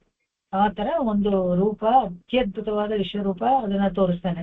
ಈ ಅಧ್ಯಾಯದಲ್ಲಿ 55 ಶ್ಲೋಕ ಇದೆ. 11ನೇ ಅಧ್ಯಾಯ ವಿಶ್ವರೂಪ ದರ್ಶನ ಯೋಗ. ಇದು ಇದರಲ್ಲಿ ನೀನ್ ವಿಭೂತಿ ಅಂತ ಹೇಳಿ ನಾನು ಇದು ಈ ವಸ್ತು, ಈ ಚೇತನ, ಈ ಅಚೇತನ ಅಂತೆಲ್ಲ ನೀನ್ ಹೇಳ್ಕೊಂಡು ಬಂದಿಯಲ್ಲ, ಎಲ್ಲ ಕೇಳಿಸ್ಕೊಂಡೆ. ಆದ್ರೆ ಹೇಗೆ ಎಲ್ಲಾನು ನೀನೇ ಆಗಕ್ಕೆ ಸಾಧ್ಯ? ನನಗೇನೋ ಅನುಮಾನ ಆಗ್ತದೆ, ನಾನು ನೋಡಿದ್ರೇನೆ ನಂಬಿಕೆ ಬರೋದು, ಹೇಗೆ ನಂಬಿಕೆ ಬರ್ತಾ ಇಲ್ವಲ್ಲ, ಅರ್ಥ ಆಗತ್ತೆ ಆದ್ರೆ ನಂಬಿಕೆ ಬರ್ತಾ ಇಲ್ವಲ್ಲ ಅಂತ ಹೇಳಿದಾಗ ಅವನ್ಗೆ ಒಂದು ಕೊಡ್ತಾನೆ, ದಿವ್ಯ ಚಕ್ಷುವನ್ನ ಕೊಟ್ಟು ನೋಡು ನೀನು ಅಂತ ಹೇಳ್ತಾನೆ. ಆಮೇಲೆ ವಿಶ್ವರೂಪವನ್ನ ತೋರಿಸ್ತಾನೆ. ಅದನ್ನ ನೋಡೋಣ. ಇದು 10ನೇ ಅಧ್ಯಾಯದಲ್ಲಿ ತನ್ನ ವೈಭವಗಳನ್ನೆಲ್ಲ ಕೇಳಿ ಅರ್ಜುನ 10ನೇ ಅಧ್ಯಾಯದಲ್ಲಿ ನೋಡ್ಬೇಕು ಅಂತ ಆಸೆ ಪಡ್ತಾನಂತೆ. ಆ ನೋಡ್ಬೇಕು ಅಂತ ಸ್ವರೂಪ, ರೂಪ, ಸ್ಥಿತಿ, ಪ್ರವೃತ್ತಿಗಳನ್ನ ಎಷ್ಟೇ ಹೇಳಿದ್ರು ಅರ್ಜುನನಿಗೆ ಅವನ ಸಂಪೂರ್ಣ ಗ್ರಹಿಸ್ಕೊಳಕ್ ಆಗೋದಿಲ್ಲ. ಒಂಥರ ಇವಾಗ ಸ್ವಿಮ್ಮಿಂಗ್ ಬಗ್ಗೆ ಸುಮ್ಮನೆ ಒಂದು ಥಿಯರಿಟಿಕಲ್ ಆಗಿ ಒಂದು ನೋಟ್ಸ್ ಇರುತ್ತೆ ಅಂತ ಇಟ್ಕೊಳ್ಳಿ.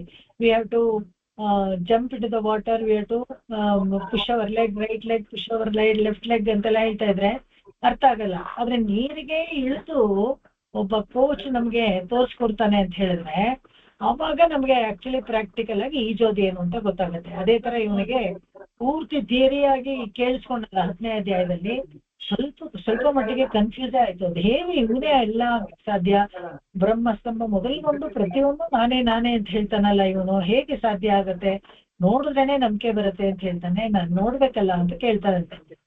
ಆಯ್ತು ಬಿಡು ಅಂತ ಅನುಗ್ರಹಿಸ್ತಾರೆ. ಎಂತ ಸೌಲಭ್ಯ ನೋಡಿ, ಯಾರಿಗೆ ಇದೆ, ಯಾರಿಗುಂಟು ಯಾರಿಗಿಲ್ಲ. ಅದನ್ನ ಏವಮೇತತ್ ಯಥಾ ತ್ವಮಾತ್ಮಾನಂ ಪರಮೇಶ್ವರಃ ದ್ರಷ್ಟುಮಿಚ್ಛಾಮಿ ತೇ ರೂಪಂ ಐಶ್ವರಂ ಪುರುಷೋತ್ತಮ. ಈ 11ನೇ ಅಧ್ಯಾಯದಲ್ಲಿ 3ನೇ ಶ್ಲೋಕ ಇದು. ಅಲ್ಲಿ ಹೇಳ್ತಾರೆ ಏವಮೇತತ್ ಯಥಾ ಯಾವ್ಯಾವ ತರ ಇದೆ, ಅದನ್ನ ಹೇಗೆ ನೀನ್ ನಿರ್ವಾಹ ಮಾಡ್ತೀಯ ಅನ್ನೋದನ್ನ ನಾನ್ ನೋಡ್ಬೇಕು ಅಂತ ಆಸೆ ಪಡ್ತೀನಿ. ದ್ರಷ್ಟುಮಿಚ್ಛಾಮಿ ತೇ ರೂಪಂ,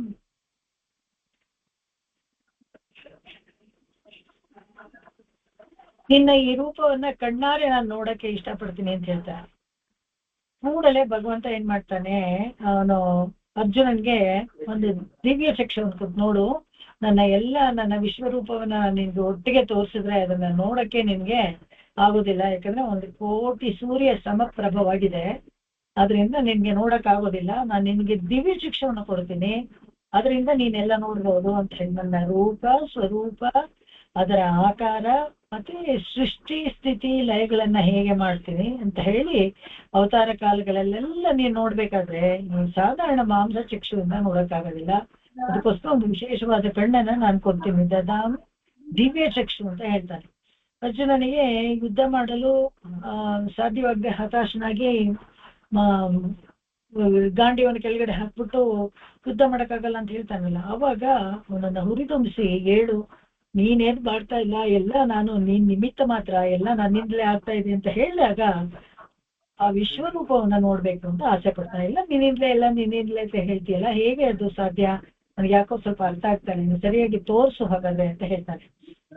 ಆ ದಿವ್ಯ ಚಕ್ಷು ನೋಡಕ್ಕೆ ಇಷ್ಟಪಡ್ತಾನೆ. ಕೇವಲ ಕೃಪೆಯಿಂದ ಭಗವಂತ ಓಕೆ ಅಂತ ಹೇಳ್ತಾನೆ. ಹೋಗೋ, ನೀನ್ ನಂಬಿದ್ರೆ ನಂಬೋ, ಬಿಟ್ರೆ ಬಿಡೋ ಅಂತ ಹೇಳ್ಬಿಡ್ಬೋದಾಗಿತ್ತು, ಆತರ ಹೇಳಿಲ್ವಂತೆ. ನೋಡಲು ಸಾಧ್ಯವಾಗದೇ ಇರೋಂಥ ಬೃಹತ್ ವಿಶ್ವರೂಪವನ್ನ ಅರ್ಜುನನಿಗೆ ಕರುಣಿಸ್ತಾನೆ. ನೋಡ್ಬೇಕಾದ್ರೆ ಬೇರೆ ಒಂದು ಚಕ್ಷು ಬೇಕು, ಅದನ್ನ ಕೊಡ್ತೀನಿ ನಾನು, ಅದನ್ನ ಇಟ್ಕೊಂಡು ನೀನ್ ನೋಡ್ಬೋದು ಅಂತ. ಇದು ನೋಡ್ಬಿಟ್ಟು ಭ್ರಮೆಗೊಂಡ್ಬಿಡ್ತಾನಂತೆ. ಅವನು ದಿವ್ಯ ಚಕ್ಷು ಕೊಟ್ಟ ಮೇಲೆ ಭಗವಂತನ ನೋಡ್ತಾನೆ, ಅಡಿಯಿಂದ ಮುಡಿವರೆಗೆ ಬೃಹದಾಕಾರದಲ್ಲಿ ನಿಂತಿದ್ದಾನೆ. ಏನು ಆಶ್ಚರ್ಯ, ಎಂತ ಒಂದು ರೂಪು, ಅವನೊಳಗೆ ಎಲ್ಲವನ್ನ ನೋಡ್ತಾನಂತೆ. ಒಂದ್ ಕಡೆ ಶಿವ ಇದ್ದಾನೆ, ಒಂದ್ ಕಡೆ ರುದ್ರ ಇದ್ದಾನೆ, ಎಲ್ಲ ಅವನಿಗೆ ಶರೀರ, ಎಲ್ಲ ಅನಂತ ಕೋಟಿ ದೇವತೆಗಳು ಎಲ್ಲ ಅವನಿಗೆ ಶರೀರವಾಗಿದ್ದಾರೆ, ಅವನು ಕೆಲಸ ಮಾಡ್ತಾ ಇದ್ದಾರೆ. ಅದನ್ನ ನೋಡಿ ಇವನು ಕೂಡ ಕೊನೆಯಲ್ಲಿ ಭಗವದ್ಗೀತೆ ಅಲ್ಲಿ ಹತಾಶವಾಗಿ ಗಾಂಡೀವ ಕೆಳಗಡೆ ಹಾಕ್ಬಿಟ್ಟು ಕೂತಿರೋ ತರ ಒಂದು ಸೀನು, ಆತರ ಆ ಯುದ್ಧ ಭೂಮಿ ಯುದ್ಧರಂಗದಲ್ಲಿ ನಡೀತಾ ಇರೋದು ಎಲ್ಲವೂ ಅವನಲ್ಲಿ ತೋರಿಸ್ಕೊಡ್ತಾನೆ. ಇದನ್ನ ನೋಡ್ಬಿಟ್ಟು ಗಾಬರಿ ಆಗ್ಬಿಡುತ್ತಂತೆ ಅರ್ಜುನನಿಗೆ. ಹಬ್ಬ ಏನು, ಹಾಗಾದ್ರೆ ಇವನ್ ಜೊತೆಗೆ ನಾನು ಇಷ್ಟು ದಿವಸ ವ್ಯವಹಾರ ಮಾಡ್ತಾ ಇದ್ದೆ, ಇಷ್ಟು ದೊಡ್ಡವನ ಜೊತೆಗೆ, ಅವನನ್ನೇ ಏನೋ ನನ್ನ ಸಖ, ನನ್ನ ಪ್ರಾಣ ಸ್ನೇಹಿತ ಅಂತೆಲ್ಲ ಅನ್ಕೊಂಡ್ಬಿಟ್ಟಿದ್ದೆ ನಾನು, ಎಷ್ಟು ದೊಡ್ಡ ತಪ್ಪಾಯ್ತಲ್ವಾ ಅಂತ ಹೇಳ್ಬಿಟ್ಟು ಬೇಜಾರು ಮಾಡ್ಕೋದಂತೆ. ಇದನ್ನ ನೋಡಿ ಭಯಗೊಂಡು ಭಗವಂತನ ಐಶ್ವರ್ಯ ಭಗವದನ್ನ ಏನೆಂದು ಸಾಕ್ಷಾತ್ ನೋಡ್ಬೇಕಾದ್ರೆ ಅರ್ಜುನನ್ಗೆ ತಕ್ಷಣ ಗಾಬರಿ ಆಗ್ಬಿಡತ್ತಂತೆ. ಅಯ್ಯಪ್ಪ ಏನಿದೆ, ಈ ತರ ಇದೆ, ಎಲ್ಲ ಒಂದ್ ಕಡೆ ಎಲ್ಲ ಒಂದ್ ಬಾಯೊಳಗೆ ಹೋಗ್ತಾ ಇದೆ, ಯಮನ ಬಾಯೊಳಗೆ ಎಲ್ಲ ಚೂರ್ಣಿಕೆ ಅಂತ ಹೇಳ್ತಾರಲ್ಲ, ಆ ತರ ಒಂದು ಕಟಕಟ ಅಂತ ಕಡ್ದು ಎಲ್ಲ ಚೂರ್ಣ ತರ ಮಾಡ್ಬಿಡ್ತಾನಂತೆ ಯಮನ ಬಾಯಿ ಒಳಗಡೆ ಹೋದಾಗ. ಅದೆಲ್ಲ ಹಾಗೆ ರೀಸೈಕಲ್ ಆಗ್ತಾ ಇರೋದು, ಅದನ್ನೆಲ್ಲ ನೋಡ್ತಾನೆ ಭಗವಂತ. ಅವನು ತುಂಬಾನೇ ಗಾಬರಿ ಆಗತ್ತೆ ಅವನಿಗೆ. ಅಯ್ಯೋ, ಸಾಧಾರಣವಾದ ನಾವು ಅತ್ತೆ ಮಗ ಇವನು ಅಂತ ಅನ್ಕೊಂಡ್ಬಿಟ್ಟಿದ್ನಲ್ಲ, ಇವನ್ ಇಷ್ಟು ದೊಡ್ಡ ವ್ಯಕ್ತಿನ ಇವನ್ ಜೊತೆಗೆ ವ್ಯವಹರಿಸಿದ ದಿನಗಳಲ್ಲಿ ನೆನೆಸ್ಕೊಂಡು ಮೈಯೆಲ್ಲ ಅವ್ನಿಗೆ ಜುಮ್ ಅಂತ ಗಾಬರಿ ಆಗ್ಬಿಡುತ್ತೆ. ಯಾಕೆಂದ್ರೆ ಭಗವಂತನ ಆ ದೇವ ಇರ್ತಲ್ಲ, ಪುರಾಣ ಪುರುಷ ಅವನು ಅನ್ನೋದು ಚೆನ್ನಾಗಿ ಗೊತ್ತಾಗತ್ತೆ. ಅವಾಗ ಅಜ್ಞಾನ ಹೋಗುತ್ತೆ ಭಗವಂತನಿಗೆ, ಅರ್ಜುನನಿಗೆ ಅಜ್ಞಾನ ಹೋಗುತ್ತೆ. ಯಾರಿಂದ ಕಾಪಾಡಲ್ಪಟ್ಟಿದೆ ಇಡೀ ಜಗತ್ತು, ಯಾರಿಂದ ನಿರ್ವಾಹವಾಗಪಟ್ಟಿದೆ ಈ ಜಗತ್ತು, ಯಾರಿಂದ ಎಲ್ಲ 33 ಕೋಟಿಗಳು ಅವರವರ ಶಕ್ತಿಯನ್ನು ಪಡ್ಕೊಳ್ತಾರೆ ಅನ್ನೋದೆಲ್ಲ ಗೊತ್ತಾಗಿ ಸ್ವಲ್ಪ ಅವನಿಗೆ ಗಾಬರಿನೂ ಆಗ್ಬಿಡುತ್ತೆ. ಹೇಗೆ ಅಂದ್ರೆ ಕ್ಷಮೆ ಯಾಚಿಸ್ತಾನೆ. ಅಯ್ಯೋ ಕೃಷ್ಣ, ನನಗೆ ಗೊತ್ತಾಗ್ಲಿಲ್ಲ, ಯಾವ್ದೋ ಒಂದು ಮೌಢ್ಯದಿಂದ ನೀನೇ ನನ್ನ ಸ್ನೇಹಿತ, ನನ್ಗೆ ಇದು ಆಪ್ತ ಸಖ ಅಂತೆಲ್ಲ ಅನ್ಕೊಂಡ್ಬಿಟ್ಟು ನಿನಗೆ ಯಾವಾಗ್ಲೂ ಅಪಚಾರ ಪಟ್ಟಿರ್ಬೋದು, ನಾನು ಕ್ಷಮೆ ಇರ್ಲಿ, ಪಶ್ಚಾತ್ತಾಪ ಪಟ್ಟು ಇನ್ನು ಈ ವಿಶ್ವರೂಪವನ್ನ ನೋಡಿದ್ ಸಾಕಪ್ಪ, ನನಗೆ ತುಂಬಾ ಭಯ ಆಗ್ತಾ ಇದೆ, ಮತ್ತೆ ನೀ ಸಾಧಾರಣವಾದ ರೂಪನ ತೋರಿಸ್ತಾ ಇದೆಯಲ್ಲ ಆ ರೂಪನ ತೋರಿಸು ಅಂತ ಬೇಡ್ಕೊಳ್ತಾನೆ ಇವನು. ಅವಾಗ ಈ ಮೂರು ಲೋಕದಲ್ಲೂ ಭಗವಂತನಿಗೆ ಸಮನೂ ಯಾರು ಇಲ್ಲ, ಅಭ್ಯಧಿಕರು ಯಾರು ಇಲ್ಲ ಅಂತ ಚೆನ್ನಾಗಿ ಸ್ಪಷ್ಟವಾಗಿ ಗೊತ್ತಾಗತ್ತೆ. ಮತ್ತೆ ಮತ್ತೆ ನಮಸ್ಕಾರ ಮಾಡ್ತಾನಂತೆ.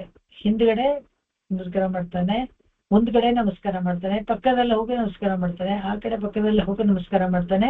ತೃಪ್ತಿನೇ ಆಗಲ್ವಂತೆ, ಯಾಕಂದ್ರೆ ಅಷ್ಟು ದೊಡ್ಡ ವ್ಯಕ್ತಿ ಇವನ್ ನನ್ನ ಸ್ನೇಹಿತ ಅನ್ಕೊಂಡಿನಲ್ಲ, ಅಯ್ಯೋ ರಾಮ ಅಂತ ಹೇಳಿ ನಾನ್ ತಪ್ಪಾಯ್ತು ಅಂತ ಹೋಗಿ ಬಿದ್ದು ನಮಸ್ಕಾರ ಮಾಡ್ತಾನಂತೆ.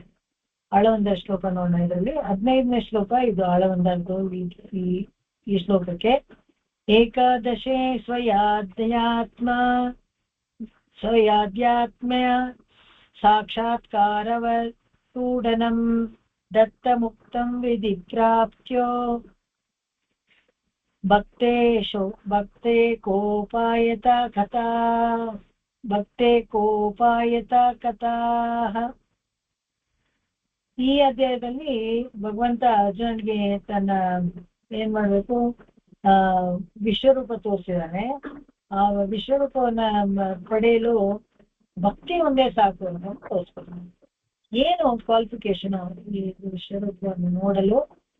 ಅವ್ನ ಎದುರಿಗೆ ನೇರವಾಗಿ ನೋಡ್ಬೇಕಾದ್ರೆ, ನಾವೆಲ್ಲ ಪಿಕ್ಚರ್ ಅಲ್ಲಿ ನೋಡ್ತೀವಿ ಅಥವಾ ಯಾವ್ದಾನ ಮೂವಿನಲ್ಲಿ ಅದು ಇದ್ರಲ್ಲಿ ಕಾರ್ಟೂನ್ ಅಲ್ಲಿ ಅಲ್ಲಿ ನೋಡ್ತೀವಿ. ನೇರವಾಗಿ ನೋಡ್ಬೇಕು ಅಂದ್ರೆ ಏನ್ ಮಾಡಿರ್ಬೇಕು ಅಂದ್ರೆ ಏನೋ ಹೆಚ್ಚಿಗೆ ಮಾಡ್ಬೇಕಾಗಿಲ್ಲ, ನಿಜವಾದ ಭಕ್ತಿಯನ್ನ ಮಾಡ್ಬೇಕಷ್ಟೇನೆ ಅಂತ ಹೇಳ್ತಾರೆ. ನಾಹಂ ವೇದೈರ್ನ ತಪಸಾ ನ ದಾನೇನ ಚ ಚೈರ್ಜಯ ಶಕ್ಯ ಏವಂ ವಿದೋ ದ್ರಷ್ಟುಂ ದೃಷ್ಟವಾನಪಿ ಮಾಂ ಯಥಾಃ. ಇದು 2ನೇ ಶ್ಲೋಕ. ಇದು ಫಸ್ಟ್ ಶ್ಲೋಕ ಬಂದು ಎಲ್ಲರಿಗೂ ಗೊತ್ತು. ಅದನ್ನ ಹೇಗೆ ಅಂದ್ರೆ 1ನೇ ಶ್ಲೋಕ ಇದರಲ್ಲಿ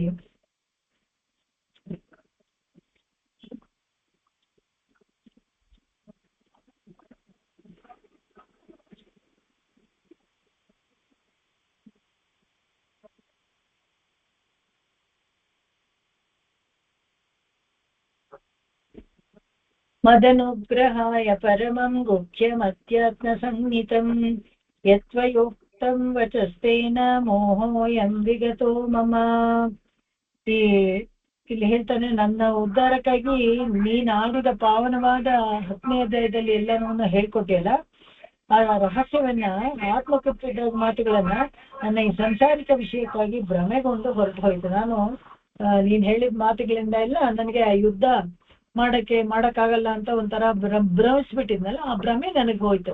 ನಿನ್ನ ಮದನುಗ್ರಹ, ನಿನ್ನ ಅನುಗ್ರಹದಿಂದ ನನಗೆ ಆ ಭ್ರಮೆ ಎಲ್ಲ ಹೋಯ್ತು. ಆದ್ರೆ ಈಗ ನನಗೆ ಇನ್ನೊಂದು ಹೊಸದಾಗಿ ಅನುಮಾನ ಉಟ್ಕೊಂಡಿದೆ. ಇದಿಷ್ಟೆಲ್ಲ ಕೆಲ್ಸಗಳು ಮಾಡ್ತೀನಿ ಅಂತ ಹೇಳಿದೆಯಲ್ಲ, ಅದೆಲ್ಲ ಹೇಗೆ ಒಬ್ಬನೇ ಮಾಡಕ್ ಸಾಧ್ಯ? ಅದನ್ನ ನನ್ನ ಕಣ್ಣಿಂದ ನೋಡ್ಬೇಕಲ್ಲ ಅಂತ ಕೇಳ್ತಾನೆ.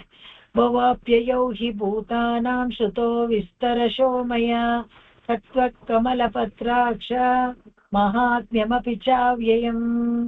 ಹೇಳ್ತಾನೆ ಇಲ್ಲಿ ಈ ಕಮಲದಳ ನೇತ್ರ ಕೃಷ್ಣ ಅವನಿಗೆ ಅಡ್ರೆಸ್ ಮಾಡಿ ಹೇಳ್ತಾನೆ, ಸಮಸ್ತ ಜೀವಿಗಳಿಗೂ ಉತ್ಪತ್ತಿ ಮತ್ತು ಲಯ ಕುರಿತು ನೀನು ಹೇಳಿದೆಯಲ್ಲ, ಅಕ್ಷಯವಾದ ಮಹಿಮೆಗಳಿಗೆ ಕುರಿತಾಗಿ ನೀನು ವಿಸ್ತಾರವಾಗಿ ಆಡಿದ ಮಾತುಗಳನ್ನು ನಾನು ಅಮೂಲ್ಯವಾಗಿ ತಗೊಳ್ತೀನಿ ಅಂತ. ನೀನ್ ಏನೇ ಹೇಳಿದ್ರು, ಅಷ್ಟೊಂದು ವಿಸ್ತಾರವಾಗಿ ಹೇಳಿದ್ರು ಕೂಡ ಅದನ್ನೆಲ್ಲ ಅಮೂಲ್ಯವಾದ ಒಂದು ನಾಲೆಡ್ಜ್ ಅಂದ್ರೆ ಜ್ಞಾನ, ಅಮೂಲ್ಯವಾದ ಜ್ಞಾನ ಅಂತ ನಾನು ಪರಿಗಣಿಸ್ತೀನಿ, ಅದನ್ನ ನಾನು ತಿಳ್ಕೊಳ್ತೀನಿ ಅಂತಾನೆ. ಏನ್ ಬೇಕು ನಿನ್ಗೆ ಇವಾಗ ಅಂತ ಕೇಳ್ತಾರೆ. ಏವಮೇತದ್ಯತಾತ ತ್ವಮಾತ್ಮಂ ಪರಮೇಶ್ವರಃ ದ್ರಷ್ಟುಮಿಚ್ಛಾಮಿ ತೇ ರೂಪಂ ಐಶ್ವರಂ ಪುರುಷೋತ್ತಮ. ನಿನ್ನ ಈ ಐಶ್ವರಂ ಅಂದ್ರೆ ಎಲ್ಲ ವೈಭವಗಳೆಲ್ಲಾನು ನಾನು ಕಣ್ಣಾರೆ ನೋಡಕ್ಕೆ ಇಷ್ಟಪಡ್ತೀನಿ ಅಂತ ಇಲ್ಲಿ ಹೇಳ್ತಾನೆ.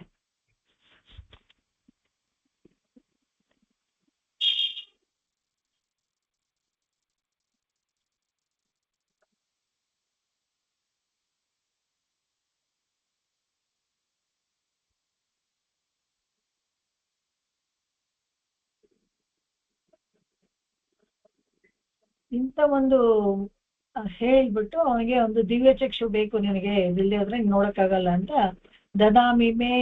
ದದಾಮಿತೆ ದಿವ್ಯ ಚಕ್ಷು ಅಂತ ಹೇಳಿ ಅವನಿಗೊಂದು ಅಪ್ರಾಕೃತವಾದ ಒಂದು ಕಣ್ಣನ್ನ ಕೊಡ್ತಾರೆ, ಅದರಿಂದ ಇಟ್ಟು ಎಲ್ಲ ನೋಡ್ತಾನೆ. ಎಲ್ಲವನ್ನ ನೋಡಿದ ಮೇಲೆ ತುಂಬಾ ಆಶ್ಚರ್ಯವಾಗಿ ಅವನು ಹೇಳ್ತಾನೆ, ಏನು ಇಂಥ ಒಂದು ರೂಪ ಹೇಗೆ ಸಾಧ್ಯ ಅಂತಲೇ ಇದ್ದಾಗ ಭಗವಂತನೇ ಹೇಳ್ತಾನೆ, ನಾಹಂ ವೇದೈರ್ನ ತಪಸಾ ನ ದಾನೇನ ಚೇಜ್ಜಯ ಶಕ್ಯ ಏವಂ ವಿದೋ ದ್ರಷ್ಟುಂ ದೃಷ್ಟಮಾನಸಿ ಯನ್ಮಯ ದೃಷ್ಟಮಾನಸಿ ಮಾಂ ಯಥಾ ಹೇಳ್ತಾನೆ. ಇಲ್ಲಿ 53ನೇ ಶ್ಲೋಕದಲ್ಲಿ ಹೇಳ್ತಾನೆ ಅವನು.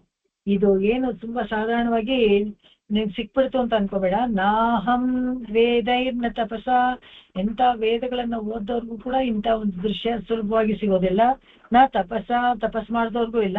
ದಾನೇನ ಅಥವಾ ಎಂತ ದಾನ ಮಾಡಿದ್ರು ಸಿಕ್ಬಿಡಲ್ಲ ಇವನ್ನೆಲ್ಲ ನೋಡೋಕೆ. ಶಕ್ಯ ಏವಂ ವಿದೋ ದ್ರಷ್ಟುಂ, ನಿನ್ಗೆ ನಾನು ತೋರಿಸ್ತೀನಿ, ನಿನ್ಗೆ ನಾವು ನೋಡಕ್ಕಾದ್ರೆ ನೋಡು ಅಂತ ಹೇಳ್ಬಿಟ್ಟು ದ್ರಷ್ಟ ಮಾನಸೀಯಂ ಯಥಾ, ನಾನು ಯಾರಿಗೆ ಕರುಣೆ ಮಾಡಿ ತೋರಿಸ್ತೇನೆ ಅವ್ರಿಗೆ ಮಾತ್ರನೇ ನೋಡಕ್ಕಾಗದು.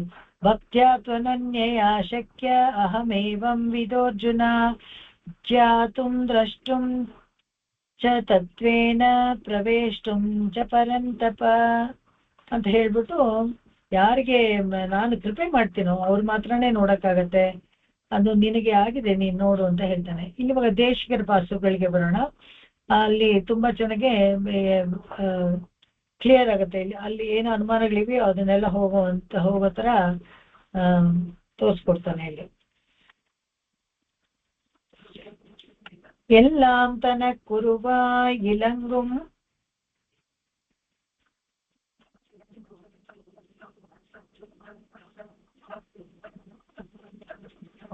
எல்லாம் தனக்குருவாய் இலங்கும் வகைத்தான். ಇದು ಶ್ಲೋಕ ಹೇಳಿದ್ವಾ ನಾವು Sabita? We have to tell the shloka, I think so. ಇನ್ನೂ சொல்லிಲ್ಲ ಮ್ಯಾಮ್. எல்லாம் தனக்குருவாய்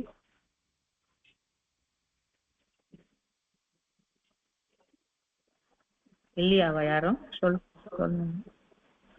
மாமி இருக்காளா அவ? சொல்லுங்க. அவ சொல்லிட்டு இருந்தாளே இல்லையா?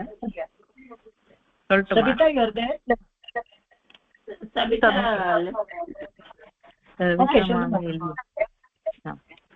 எல்லாம் தனக்குருவாய் இலங்கம் வகைதான் உரைத்து சொல்லால் அறிந்தது சோராமல் கண்டிட வேண்டுமென்று, சொல்லால் அறிந்தது சோராமற் கண்டிட வேண்டுமென்ற வில்லாளனுக்கன்று வில்லாளனுக்கன்று மெய்க்கண் கொடுத்திடு வேறுமுண்டோ, மெய்க்கண் கொடுத்திடு வேறுமுண்டோ நல்லார்கள் காண்பரென்றும் நல்லார்கள் காண்பரென்றும் நவின்றான் நங்கள் நாயகனே நவின்றான் நங்கள் நாயகனே.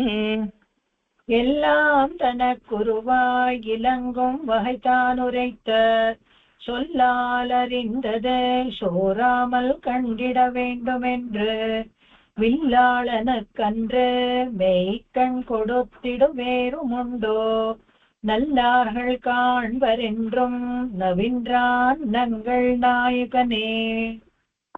எல்லாம் தனக்குருவாய் இலங்கம் வகைதான் உரைத்து சொல்லால் அறிந்தது சோராமற் கண்டிட வேண்டுமென்று வில்லாளனுக்கன்று மெய்க்கண் கொடுத்திது வேறுமுண்டோ நல்லார்கள் காண்பரென்று நவின்றார் நங்கள் ನಾಯಕನೇ.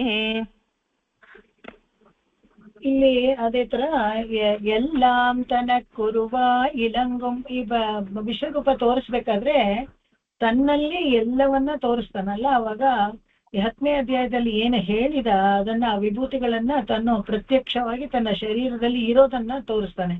ಆ ಎಲ್ಲಾ 33 ಕೋಟಿ ದೇವತೆಗಳನ್ನು ಅಚಿತ್ ಪದಾರ್ಥಗಳನ್ನು ಎಲ್ಲಾನು ತನಗೆ ಶರೀರವಾಗಿರೋದನ್ನ ಪ್ರತ್ಯಕ್ಷವಾಗಿ ಅರ್ಜುನನಿಗೆ ತೋರಿಸ್ತಾನೆ. ಇದರಲ್ಲಿ ಎಲ್ಲ ತನ ಉರುವಾಯ್, ಉರು ಅಂದ್ರೆ ಶರೀರ, ಇಲಂಗುಂ ವಹೈತಾನುರೈತ ತೋರಿಸ್ಕೊಡ್ತಾನೆ ಅದನ್ನ ವಿಶ್ವರೂಪದಲ್ಲಿ ದರ್ಶನದಲ್ಲಿ. ತಾನೇ ಆದಿ ಅಂತ್ಯ ಎಲ್ಲಕ್ಕೂ ಕಾರಣ ಎಂಬುದನ್ನ ತೋರಿಸ್ಕೊಡ್ತಾನೆ. ಈ 19ನೇ ಶ್ಲೋಕದಲ್ಲಿ ನಾವು ನೋಡ್ತೀವಿ, अनादिमध्यान्तमनन्तवीर्यम् अनन्तबाहुं शशिसूर्यनेत्रम् पश्यामि त्वां दीप्तहुताशवक्त्रम् स्वतेज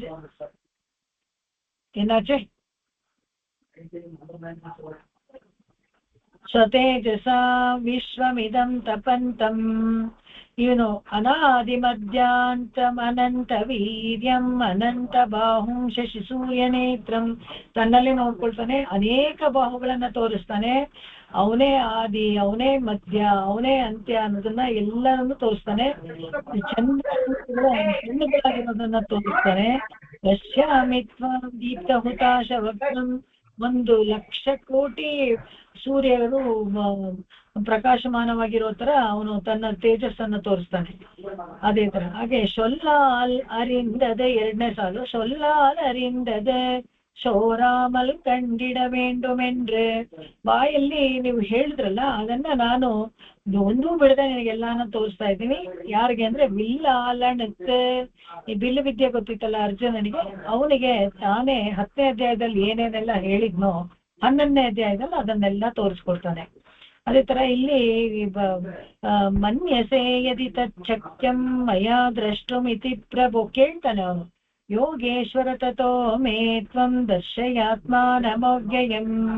ಈ 11ನೇ ಅಧ್ಯಾಯದಲ್ಲಿ ಕೇಳ್ತಾನೆ, ನನಗೆ ಅಕಸ್ಮಾತ್ ಯೋಗ್ಯತೆ ಇದೆ ಅಂತ ನಿನ್ಗೆ ಅನ್ಸಿದ್ರೆ ನನಗೆ ತೋರಿಸ್ಕೊಡು ಅಂತ ಕೇಳ್ತಾನೆ. ಶೊಲ್ಲಾಲರಿಂದದ್ದು ಶಿವರಾಮಲ್ ಕಂಡಿಡ ವೇಂಡುಮೆಂಡ್ರು ಅಂತ ಭಗವಂತ ತೋರಿಸ್ತಲ್ಲ, ನನಗೆ ಯೋಗ್ಯತೆ ಇದ್ರೆ ನೀನ್ ತೋರ್ಸು ಅಂತ ಇಲ್ಲಿ ಕೇಳ್ತಾನೆ ಅವನು. ಅಂದ್ರ ಮಯಕ್ಕಣ್ ಕೊಡಿತ್ತು, ಮಯಕ್ಕಣ್ ಕೊಡುತ್ತಿದೆ ಬೇರು ಮುಂಡೋ. ಇದನ್ನ ಮಯಕ್ಕಣ್ ಅಂತ ಹೇಳಿದ್ರೆ ಇದು ದಿವ್ಯ ಶಿಕ್ಷೆ ಕೊಟ್ಟು ಇದನ್ನೆಲ್ಲ ನೋಡು ಅಂತ ಹೇಳಿದ್ನಲ್ಲ, ಇದಕ್ಕೆ ಅವನ ಕೃಪೆ ಇಲ್ಲದೆ ಬೇರೆ ಏನಾದ್ರೂ ಇದೆಯಾ? ಬೇರು ಮುಂಡು ಅಂದ್ರೆ ಇದಕ್ಕೆ ಕಾರಣ ಬೇರೆ ಏನು ಇಲ್ಲ, ಭಕ್ತಿ ಇಲ್ಲದೆ ಬೇರೆ ಏನು ಅಲ್ಲ. ಯಾವ ಸಾಧನೆ ವೇದಗಳಿಂದ ಸಾಧನೆ ಮಾಡಕ್ಕಾಗಲ್ಲ, ಇನ್ನೊಂದು ಮಾಡಕ್ಕಾಗಲ್ಲ, ನಜಾನ ಏನು ತಪಸ್ಸ ಅಂತೆಲ್ಲ ಮುಂಚೆನೆ ಹೇಳಿದ್ನಲ್ಲ, ಆ ತರ ಅಲ್ಲದೆ ಮಯಕ್ಕಣ್ ಕೊಡುತ್ತಿದೆ. ನನ್ಗೆ ವಿಶೇಷವಾದ ಒಂದು ಶಿಕ್ಷೆಯನ್ನು ಕೊಟ್ಟು ಎಲ್ಲವನ್ನ ನೇರವಾಗಿ ನೋಡಕ್ಕೆ ಕೊಟ್ನಲ್ಲ, ಅದಕ್ಕೆ ಏನು ಕಾರಣ ಅಂತ ಹೇಳಿದ್ರೆ ಭಕ್ತಿ ಒಂದೇ ಕಾರಣ, ಅರ್ಜುನನ ಮೇಲೆ ಇದ್ದಿದ್ದ ಪ್ರೀತಿ ಒಂದೇ ಕಾರಣ ಅಂತ. ಎಲ್ಲಾರ್ಗಳೆல்லாம் ಕಾಣ್ಬರೆನುಮ್ ನವೀಂದ್ರಾನ್ ನಂಗಳ್ ನಾಯಕನೇ. ಇದೇ ತರ ಎಲ್ಲರೂ ಬೇಕಾದ್ರೆ ಸಾಧಿಸಬಹುದು ಅದನ್ನ. ಭಗವದ್ ಭಕ್ತರೆಲ್ಲ ನಿಜವಾದ ಭಕ್ತಿಯಿಂದ ಮಾತ್ರನೇ ಸಾಧಿಸ್ಕೊಳ್ಬಹುದಾಗಿತ್ತು. ಬೇರೆ ಏನು ಅದಕ್ಕೆ ಕಷ್ಟವಾಗಿ ತಪಸ್ಸೇನು ಮಾಡ್ಬೇಕಾಗಿಲ್ಲ. ಈ ಯೋಗ ಈ ದರ್ಶನ ಅಂತ ಹೇಳಿ ಭಗವಂತ ನಲ್ಲಾರ್ಗಳಂದ್ರೆ ಯಾರು ಅದಕ್ಕೆ ಒಂದು ಡೆಫಿನೇಷನ್ ಕೊಡ್ತಾರೆ. ಏನಪ್ಪಾ ಅಂದ್ರೆ ತಮ್ಮ ಕರ್ಮಗಳಿಗೆಲ್ಲ ಫಲ ಏನ್ ಸಿಗ್ತಾ ಇದೆ ಅದಕ್ಕೆ ತಾವೇ ಕಾರಣ ಅಂತ. ಯಾವುದೋ ಒಂದು ಕೆಟ್ಟದಾಗಿದೆ ಅಂದ ತಕ್ಷಣ ಅಯ್ಯೋ ಇದಕ್ಕೆ ಅವರೇ ಕಾರಣ ಇವರೇ ಕಾರಣ ಅಂತೀವಲ್ಲ, ಅದಲ್ಲ. ಒಂದು ಕಷ್ಟ ಅಂತ ಬಂದಾಗ ಅದಕ್ಕೆ ತಮ್ಮ ಕರ್ಮಗಳೇ ಕಾರಣ, ತಾವೇ ಕಾರಣ ಅಂತ ಯಾರು ತಿಳ್ಕೊಳ್ತಾರೋ, ಭಗವಂತನೇ ನಿಯಾಮಕ ಎಂದು ಯಾರು ತಿಳ್ಕೊಳ್ತಾರೋ ಎಲ್ಲದಕ್ಕೂ, ಅಜ್ಞಾನ ಮತ್ತು ವಿಪರೀತ ಜ್ಞಾನ ಯಾರು ತೊರಿತಾರೋ, ಅಜ್ಞಾನ ವಿಪರೀತ ಜ್ಞಾನ ಅಂದ್ರೆ ಭಗವಂತನೇ ಇಲ್ಲ ಅಂತ ಅನ್ಕೊಳ್ಳೋದು, ಅಥವಾ ಈ ಶರೀರನೇ ಆತ್ಮ ಅಂತ ಅನ್ಕೊಳ್ಳೋದು, ಆತ್ಮ ಶರೀರ ಬೇರೆ ಬೇರೆ ಅಂತ ತಿಳಿದೇ ಇರುವಂತದ್ದು, ಇದೆಲ್ಲನೇ ಅಜ್ಞಾನ. ಇದೆಲ್ಲ ತೊರೆದವ್ರು ಯಾರು ಇರ್ತಾರೋ ಅವರು ನಲ್ಲಾರ್ಗಳು. ಈ ಸಾಂಸಾರಿಕ ವಿಷಯದಲ್ಲಿ, ಐಹಿಕ ಆಮುಷ್ಮಿಕ ವಿಷಯದಲ್ಲಿ ಆಸೆಗಳನ್ನ ತೊರೆದವ್ರು ಅಂದ್ರೆ ವೈರಾಗ್ಯ ಇರೋರು ಅಂತ ಇಟ್ಕೊಳ್ಳಿ. ಭಗವಂತನ ಕೈಂಕರ್ಯವೇ ಒಂದು ಪರಮ ಭೋಗ್ಯವಾದದ್ದು ಅಂತ ತಿಳ್ಕೊಂಡು ಯಾರು ಮಾಡ್ತಾರೋ ಅವರಲ್ಲೇ ನಲ್ಲಾರ್ಗಳು ಅಂತ ಹೇಳ್ತಾರೆ. ಇಲ್ಲಿ ಒಂದ್ ಕೆಲವು ಕೀ ಶ್ಲೋಕಸು ಈ ನೋಡೋಣ, 2 ನಿಮಿಷ ಆಗುತ್ತೆ ಹೇಳ್ಬೇಕು. ತಮಕ್ಷರಂ ಪರಮಂ ವೇದಿತವ್ಯಂ ತ್ವಮಸ್ಯ ವಿಶ್ವಸ್ಯ ಪರಂ ನಿಧಾನಂ ತಮವ್ಯಯ ಶಾಶ್ವತ ಧರ್ಮಗೋಪ್ತ ಸನಾತನಸ್ತ್ವಂ ಪುರುಷೋ ಮತೋ ಮೇ. ಈ ಭಗವಂತ ನಾಶರಹಿತ, ಅವನು ಒಂದ್ ತಿಳ್ಕೊಬೇಕು. ಆಮೇಲೆ ಎಲ್ಲಾರಿಗೂ ಶೇಷ ಅವನು ಎಲ್ಲಾರು ಹೋಗಿ ಕೊನೆಗೆ ಎಲ್ಲ ಹೋಗಿ ಸೇರ್ಬೇಕು ಅಂತ ಹೇಳಿದ್ರೆ ಭಗವಂತನೇ ಧರ್ಮ ರಕ್ಷಕ. ಅವನು ಯಾವ ಕಾಲಕ್ಕೂ ಧರ್ಮವನ್ನ ರಕ್ಷಿಸೋನು ಅವನೇನೆ. ನಾವ್ ಯಾರು ಇಲ್ಲ, ಯಾರು ರಕ್ಷಣೆ ಮಾಡ್ತಾನೆ ಧರ್ಮನ ಅಂತ ನಾವೇನೋ ಅನ್ಕೋಬೇಕಲ್ಲ, ಅದಕ್ಕೆ ಅವನು ಏರ್ಪಾಡು ಮಾಡ್ತಾನೆ. ಧರ್ಮ ರಕ್ಷಕ ಅವನೇ ಪರಮ ಪುರುಷೋತ್ತಮ ಅವನೇ ಅಂತ ಹೇಳ್ತಾರೆ. ಹಾಗೆ 52ನೇ ಶ್ಲೋಕದಲ್ಲಿ ಸುಧು ದರ್ಶನಂ ಇದಂ ರೂಪಂ ದೃಷ್ಟವಾನಸಿ ಎನ್ಮಮ ದೇವಾಪ್ಯಸ್ಯ ರೂಪಸ್ಯ ನಿತ್ಯಂ ದರ್ಶನಕಾಂಕ್ಷಿಣಃ. ಈ ರೂಪ ಅತ್ಯಂತ ದುರ್ಲಭ ಅರ್ಜುನ, ನಿನಗೆ ನೋಡಕ್ಕೆ ಸುಲಭವಾಗಿ ಸಿಕ್ತು ಅಂತ ಅನ್ಕೊಂಡ್ಬಿಟ್ಟು ಆತರ ಅನ್ಕೊಂಬೇಡ, ಯಾರಿಗೂ ಸಿಗೋದಿಲ್ಲ. ನೀನು ತುಂಬಾ ಅದೃಷ್ಟವಂತ, ಮತ್ತೆ ನನಗೆ ತುಂಬಾ ಪ್ರೀತಿ ಪಾತ್ರನಾದವನು, ಅದ್ರಿಂದ ನಿನಗೆ ಇದು ಸಿಕ್ತು. ಎಷ್ಟೆಷ್ಟೇ ತಪಸ್ಸು ದಾನಗಳೆಲ್ಲ ಮಾಡಿದ್ರೆ ಕೂಡ ಸಿಗೋದಿಲ್ಲ ಅಂತ. ಅದನ್ನ ದಾನೇನ ಜಯ ಅಂತ ತೋರ್ಸ್ಕೊಟ್ನಲ್ಲ 53ನೇ ಶ್ಲೋಕದಲ್ಲಿ, ಈಗಾಗ್ಲೇ ನಾವು ಅದನ್ನ ಹೇಳಿದೀವಿ. ಆಮೇಲೆ ಭಕ್ತ್ಯಾ ತ್ವನನ್ಯಯ ಶಕ್ಯ ಅಹಮೇವಂ ವಿದೋರ್ಜುನ, ಜ್ಞಾತುಂ ದ್ರಷ್ಟುಂ ಚ ತತ್ವೇನ ಪ್ರವೇಷ್ಟುಂ ಚ ಪರಂತಪ. ಕೇವಲ ಭಕ್ತಿಯಿಂದ ಮಾತ್ರ ನನ್ನನ್ನು ಸಾಕ್ಷಾತ್ಕಾರ ಪಡಿಸ್ಕೊಳ್ಬಹುದೇ ಹೊರತು ಅಥವಾ ನಿಮ್ಮ ಯಾವುದೋ ಒಂದು ಸಾಧನೆಯಿಂದ ಅದರಿಂದ ಆಯ್ತು ಅಂತ ಅನ್ಕೊಂಡ್ಬಿಡ್ಬಾರ್ದು. ಈ ಸತ್ಯವನ್ನ ತಿಳಿಸ್ತಾನೆ ಭಗವಂತ. ಮತ್ಕರ್ಮ ಕೃತ್ ಪರಮೋ ಮದ್ಭಕ್ತ ಸಂಗವರ್ಜಿತಃ, ನಿರ್ವೈರ ಸರ್ವಭೂತೇಷು ಯಸ್ಸ ಮಾಮೇತಿ ಪಾಂಡವ. ಯಾರು ಭಗವಂತನಿಗಾಗಿಯೇ ತನ್ನ ಕರ್ಮಗಳನ್ನ ಮೀಸಲಾಗಿಡ್ತಾರೋ, ಯಾರು ಭಗವಂತನ ಕೈಂಕರ್ಯವನ್ನೇ ಮಾಡ್ಬೇಕು ಅಂತ ಯಾವಾಗ್ಲೂ ಆಸೆ ಪಡ್ತಾರೋ, ಅವನಲ್ಲಿ ಪೂರ್ಣ ಶರಣಾಗತೆ ಮಾಡ್ಕೊಳ್ತಾರೋ, ಎಲ್ಲರನ್ನು ಸಮೋಹಂ ಸರ್ವಭೂತೇಶು ಅಂತಾರಲ್ಲ ಆತರ ಎಲ್ಲರನ್ನು ಯಾರು ಪ್ರೀತಿಯಿಂದ ಕಾಣ್ತಾರೋ, ಭಗವಂತನೂ ಹಾಗೆ ಸಮೋಹಂ ಸರ್ವಭೂತೇಶು ನಮೇ ದ್ವೇಷೋಸ್ತಿ ನ ಪ್ರಿಯ ಅಂತ ಹೇಳ್ತಾರಲ್ಲ, ಅದೇ ತರ ಯಾರು ಇರ್ತಾರೋ ಅವರು ನನ್ನನ್ನೇ ಪಡಿತಾರೆ ಅಂತ ಹೇಳಿ ಇದನ್ನ ಮುಗಿಸ್ತಾರೆ ಈ ಅಧ್ಯಾಯ. ಸ್ವಲ್ಪ ಶುರುನಲ್ಲಿ ಸ್ವಲ್ಪ ವ್ಯತ್ಯಾಸವಾಗಿ ಹೇಳಿದ್ದಕ್ಕೆ ಕ್ಷಮೆ ಇರ್ಲಿ, ಯಾಕಂದ್ರೆ 2-3 ದಿವಸದಿಂದ ಬರೀ ಭಗವದ್ಗೀತೆ ಅದ್ಲು ಬದಲಾಗ್ತಾ ಇದೆ ಎಲ್ಲ ಚಾಪ್ಟರ್ ಒಟ್ಟೊಟ್ಟಿಗೆ ಹೇಳ್ಬಿಟ್ಟು ಆ ನೋಟ್ಸ್ ಸ್ವಲ್ಪ ವ್ಯತ್ಯಾಸವಾಗಿ ಹೇಳಿದೆ, ಕ್ಷಮೆ ಇರ್ಲಿ. ಇಲ್ಲಿಗೆ ಮುಗಿಸ್ಕೊಂಡು ಕವಿತಾರ್ಕಿಕ ಸಿಂಹಾಯ ಕಲ್ಯಾಣ ಗುಣಶಾಲಿನೇ ಶ್ರೀಮತೆ ವೆಂಕಟೇಶಾಯ ವೇದಾಂತ ಗುರವೇ ನಮಃ. ಆಕಾಶಾತ್ ಪತಿತಂತೋಯಂ ಯಥಾ ಗಚ್ಚತಿ ಸಾಗರಂ ಸರ್ವದೇವ ನಮಸ್ಕಾರಃ ಕೇಶವಂ ಪ್ರತಿ ಗಚ್ಚತಿ ಕೇಶವಂ ಪ್ರತಿ ಗಚ್ಚತಿ ಕೇಶವಂ ಪ್ರತಿ ಗಚ್ಚತಿ. ಓಂ ಶಾಂತಿ ಶಾಂತಿ ಶಾಂತಿ. ಕಾಯೇನ ವಾಚಾ ಮನಸೇಂದ್ರಿಯೈರ್ವಾ ಬುದ್ಧ್ಯಾತ್ಮನಾ ವಾ ಪ್ರಕೃತೆ ಸ್ವಭಾವಾತ್ ಕರೋಮಿ ಯದ್ಯತ್ ಸಕಲಂ ಪರಸ್ಮೈ ನಾರಾಯಣಾಯೇತಿ ಸಮರ್ಪಯಾಮಿ. ಎಲ್ಲರಿಗೂ ನಮಸ್ಕಾರ, ಧನ್ಯವಾದಗಳು. ನಮಸ್ಕಾರ ಮೇಡಮ್. ನಮಸ್ಕಾರ ಮೇಡಮ್. ನೀವು ಅಷ್ಟು ಕ್ಷಮಾಪಣೆ ಕೇಳಲೇಬಾರ್ದು ಮೇಡಮ್. ಎಷ್ಟು ಜನ ಅದೇ ಎಷ್ಟು ಸತಿ ಹೇಳಿದ್ರೆ ಚಂದಾನೆ. ಇಲ್ಲ ಆಕ್ಚುಲಿ ಏನೋ ಒಂದು ವಿಷಯ ನಿಮ್ಗೆ ಹೇಳ್ಬೇಕು ಅಂತಿದ್ದಾಗ ಸರಿಯಾಗಿ ಹೇಳ್ಬೇಕು, ಅದ್ಲು ಬದಲಾಗಿ ಹೇಳ್ಬಿಟ್ಟು ನೋಡಿ ಅದಕ್ಕೆ ಹೊಟ್ಟೆ ಹೋದ್ರು ಸೊಬಿತಾ. ಹಾಗೇನಿಲ್ಲ.